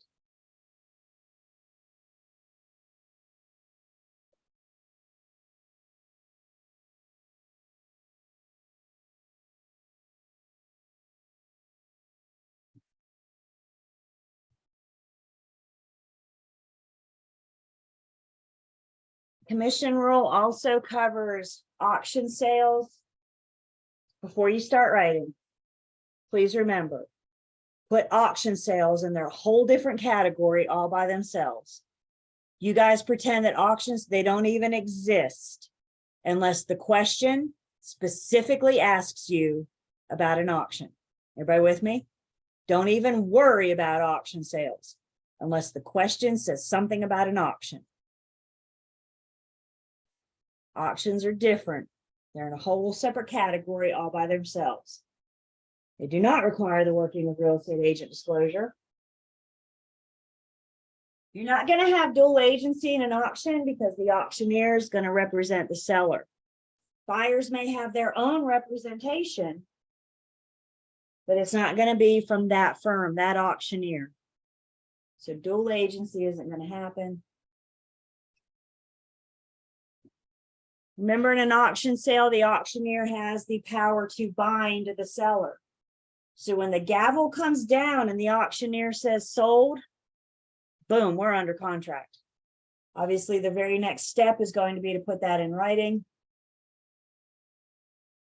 If the buyer's represented, they need to disclose their status of representing the buyer. The agent needs to disclose their status of representing the buyer no later than the time we're ready to put that agreement, that contract in writing.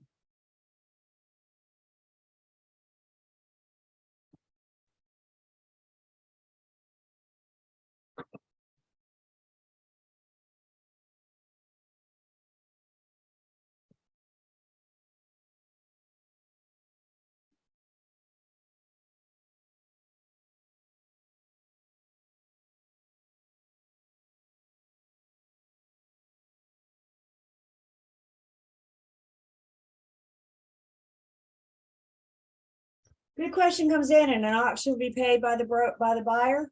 Would the broker be paid by the buyer?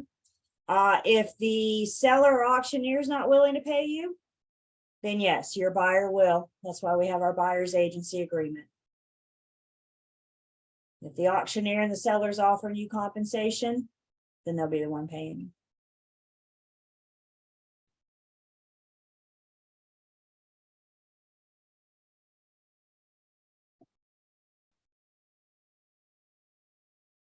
Remember, dual agency, the firm is in dual agent. It's not the individual agent. Dual agency can be one broker, it can be two. It's the firm that's straddling the wall. Technically, in dual agency, we can run around the firm discussing information about our clients because we're all straddling the firm. It's not advised. We can't disclose our clients' information to each other just because I'm in dual. I can't tell the seller or call the seller and tell them all the buyer's secrets because I'm in dual. But the firm and all the agents in the firm are in dual agency. We're all straddling that wall together.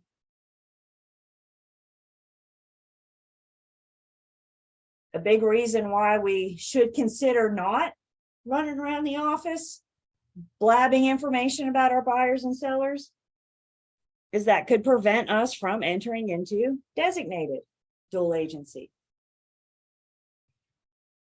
You cannot be designated if you have prior confidential information about the other side. So if you've been running around blabbing your client's secrets, you just eliminated all your peers' choice options for designated.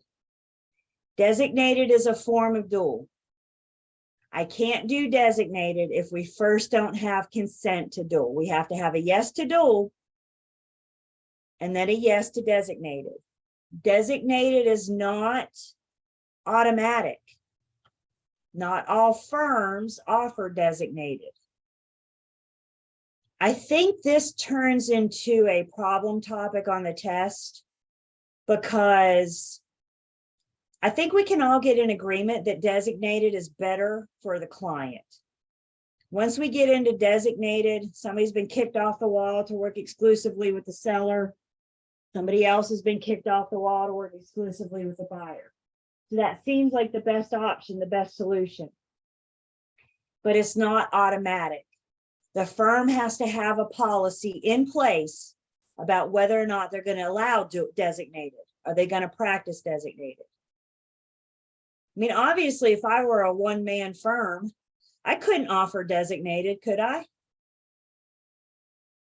Could a one-man firm offer designated? No, because how many brokers do you need? You need two. But what if we were a two-man firm and we did everything together? We went on our appointments together. We went to our listing appointments together. Don't we know something about the other party? So even as a two-man firm or a five-man firm, we may not be able to offer designated because we work together. Does that make sense? Not all firms have a couple hundred agents in them. So the smaller firms, the more intimate firms, may not be able to offer designated. Please don't assume designated is automatic. We get an agreement to dual, and then we get an agreement to designated. As we said, you can't be designated if you have prior confidential information about the other side. And the biggest problem topic that we got from Unit 7 is that the provisional broker and the broker in charge cannot be designated opposite of each other. Remember, as a provisional broker, your designated BIC should be in your back pocket. Your designated BIC should be preparing you for, if not going with you on listing appointments, buyer consultations. If your BIC is doing their job, they know something about the provisional broker's client and the very nature of their relationship.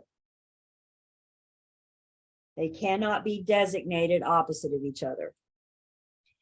They can be in dual. They cannot be designated.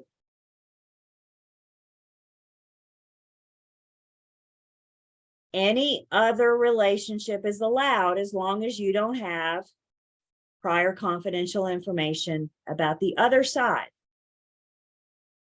So a BIC can be designated with a full broker as long as the BIC doesn't have prior confidential information about the other side. It depends on how involved the BIC is.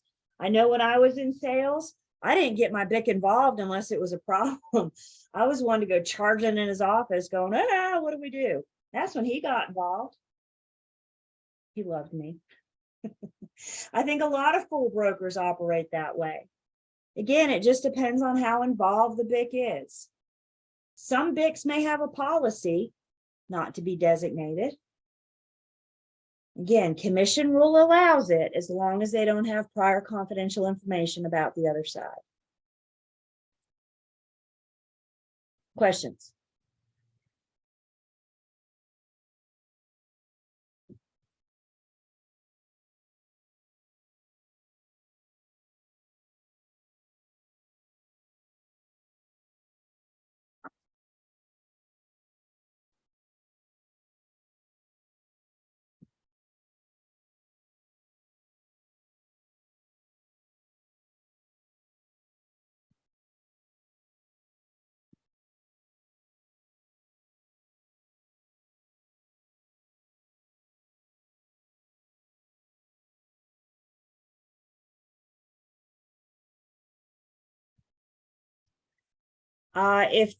Back to dual agency, if the individual agent is acting like a dual agent, again, this doesn't give me a golden ticket to share my seller's secrets with the buyer, my buyer's secrets with the sellers. Even though I am one agent representing both buyer and seller in a dual agency situation, I still owe my buyers and sellers that confidentiality. So we're not going to run around blabbing their secrets. Telling your buyer, present this in the offer. I know the seller will accept it. Telling your seller, counter this. I know how high the buyer's willing to go. You guys with me? You can't pit them against each other.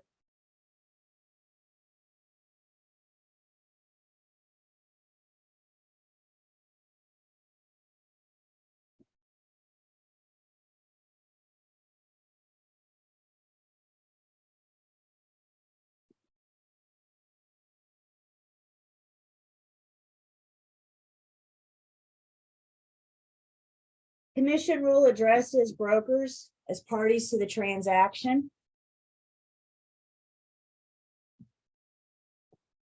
When you are acting as the seller and the listing agent, you are the owner of record and you're going to sell property that you own. You cannot represent the buyer in the same transaction. Is that a conflict of interest? Whew. Old car says I have my principal's loyalty above all others, right? But let's face it, if my name's on the deed, whose best interest do I actually have? Julie's, all day long. Do we see that conflict of interest? Another agent in my firm could represent the buyer. I can't. As with any good rule, there's an exception. The exception to this rule says if a commercial property, if the agent owns a commercial property, they can represent the buyer in the transaction as long as they have less than a 25% ship ownership. 25% ownership. So the listing agent, the seller in a commercial property can represent the buyer in the transaction if you own less than a 25% interest and you give full disclosure to that buyer. I have a 20% interest. Are you okay if I represent you? We need to let them know.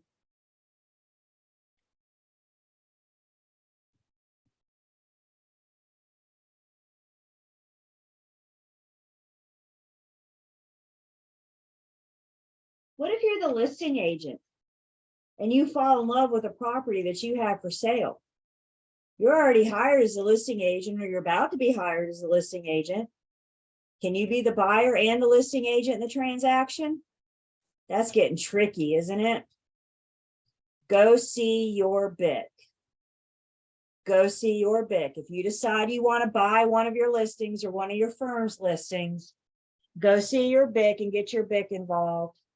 Hopefully they will have a conversation with the seller, let the seller know what this means. Maybe give the seller the option to work with another agent to avoid that conflict of interest. But you're going to have listings. You're going to go on a listing appointment. At some point, you're going to go, oh my gosh, what a cute house. I want it. I promise you will. Go see your BIC.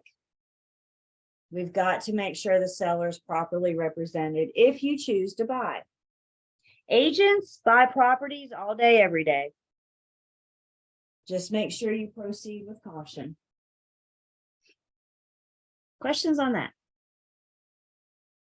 Yeah, I'm kind of confused on the commercial sale. Okay. Like, I'm confused on your example. Can you say it again? Like, it was like a 20%. It was a less than 25% interest. So if you own the property, or if you are acting, where's my button? If you are acting as the listing agent and you own less than 25%, you're a joint owner. You're Tennessee in common, or you're a joint Tennessee with the other owners, and you own less than 25%, you can represent the buyer in that transaction as long as you give them full disclosure. You've got to let the buyer know, I have a personal interest in this property. Okay. Thank you.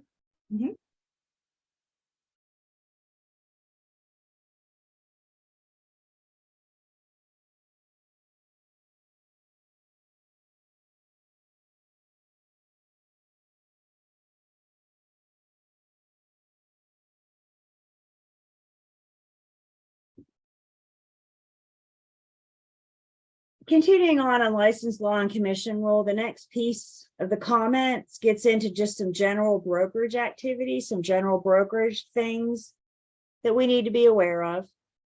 One general brokerage thing, commission rule addresses if we change our name or our address. If you get married and change your name, if you get divorced or change your name, if you move, if you change firms, we have a duty to notify the commission in writing of our new contact information within 10 days.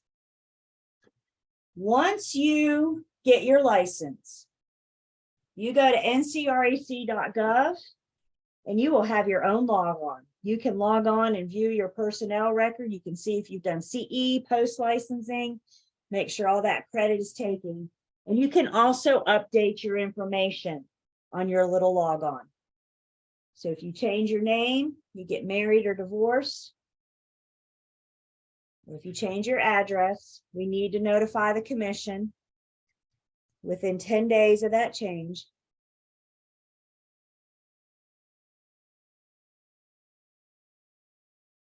Hi, Cynthia. No pressure, by the way, right? I feel for y'all whose spouses are already licensed. Is he helping you at least? Good.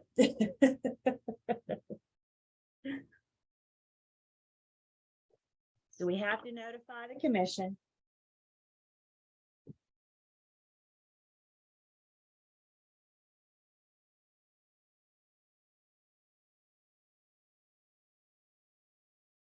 Changing your name is not an easy process, is it? I think a wedding gift I got was a checklist of all the dang places to go and change your name. But it all starts at the Social Security office. So once it's official there, start making it official everywhere. Regardless of anything, I'm keeping this name forever. I'm not going through that again. That was ridiculous. I think some places still have me as my maiden name, like Costco. I'm like, whatever, they're fine. They don't need to.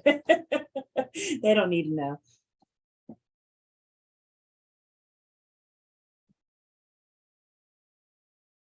Another general brokerage provision covers our advertising. First off, as we've been saying, please see this first bullet point. I cannot perform a single service for an owner without first having a written agency agreement. I cannot put a sign in the yard. I cannot advertise the property. I cannot do anything. One of your broker in charges, your designated broker in charge's responsibility is to review your advertising before it goes out. The BIC is ultimately responsible for all advertising of any brokerage service from any broker. Let's always remember, the agency agreements are between the client and who? The firm. So any of the advertising, if you're saying your services are for sale, if you're saying I'm available, it all should be reviewed by the BIC. We know how social media works, right? Once you hit submit, it is out there. Particularly brokers, absolutely. But the BIC is also responsible for advertising from the broker too. They may have a policy in place. By the way, social media does apply. Advertising is advertising.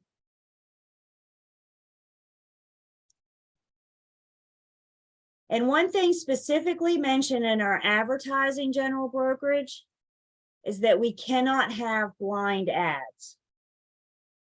A blind ad is one that doesn't identify the firm. Because whose listing is it? It's the firms. Whose services are you working under? It's the firms. So make sure all of your advertising, and guys, if the firm's name is in your email address, so for example, if your email is julie@caldwellbanker.com, that's not sufficient. It's got to actually list the name of the firm. We see this violation all the time on social media. It's huge on social media. We could spend hours debating whether or not you need a personal or a business Facebook account. We're not launching into that conversation tonight. Pluses and minuses for everything. If you choose to advertise under your personal Facebook, make sure you include the name of the firm. Otherwise, you have a blind ad and it's a commission rule violation.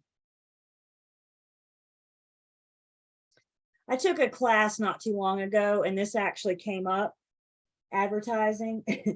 and the instructor showed us a post that she saw, and it seemed like it was joking, but it was still a violation. So the post on Facebook she saw was saying, I think she said like Beyonce is coming to Charlotte. And the post was like, buy a house from me so I can go see Beyonce. Isn't that advertising your brokerage services? Aren't you telling the world that you're a real estate agent? We know you're trying to get it for Beyonce tickets, but when you say buy a house from me, that could be a violation. Y'all need to be careful. All those memes out there, be careful.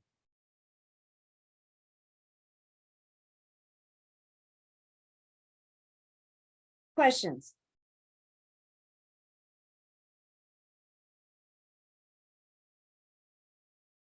Don't go anywhere just yet. This is where we leave off tonight. Don't forget cram course on Saturday, email coming tomorrow. I want to point out one more thing. As you guys are getting ready this weekend and studying, there's 100% material. There's an exam, practice exam final. This is kind of a flat PDF. You can go through and write your answers down on a piece of paper. Of course, we got the answer key right there. We also have an extra class marker final practice exam. So you guys can click on this link, take an extra exam to get ready for next week. You also have a comprehensive test in your book.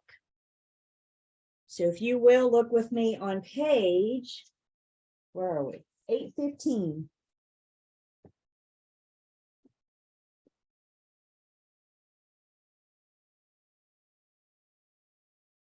815 gives you some study tips. We're going to talk about some study tips next week too. I got some advice and suggestion for you guys. And then your comprehensive practice exam is on 819.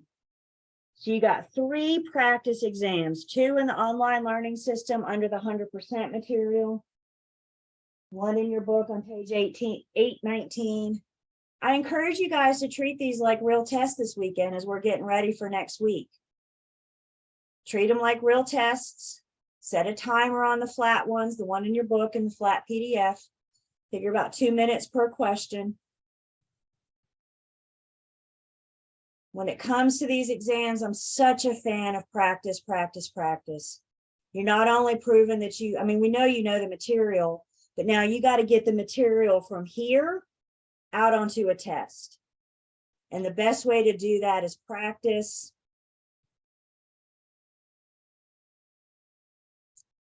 Tuesday, okay, so cram course on Saturday. Tuesday, we're going to finish license law and commission rule. Wednesday, we're going to wrap up. We'll have a time for Q&A. We'll have a time for kind of a free-for-all. Also on Wednesday, we go over the rules and expectations of my exam. So I need you guys here. I need you guys here on Wednesday as we wrap it up. Failure to follow the rules and expectations is going to result in you losing your test. So let's make sure we're all on the same page. How many questions on my exam? 112. 112 on my test. You get 4 hours. Please don't hesitate to reach out to me this weekend if I can help. I'm around. Let me know how I can help. Y'all don't forget the exam review too. You guys been looking at this? Under our Campbell folder.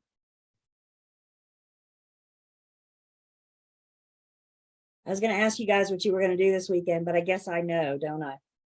It's crunch time. It's crunch time. Hang in there. We've made it this far. One more week. Breathe, breathe. Number one advice I'm going to give you on the test. Breathe.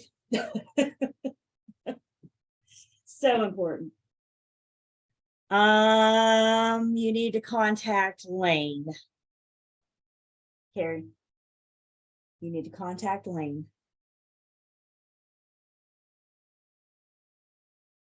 What else?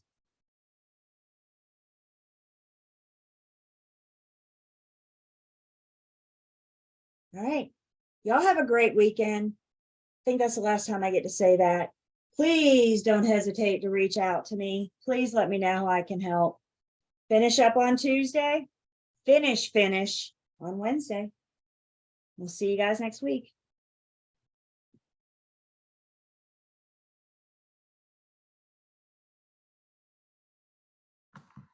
Julie, I have a question. Yes. So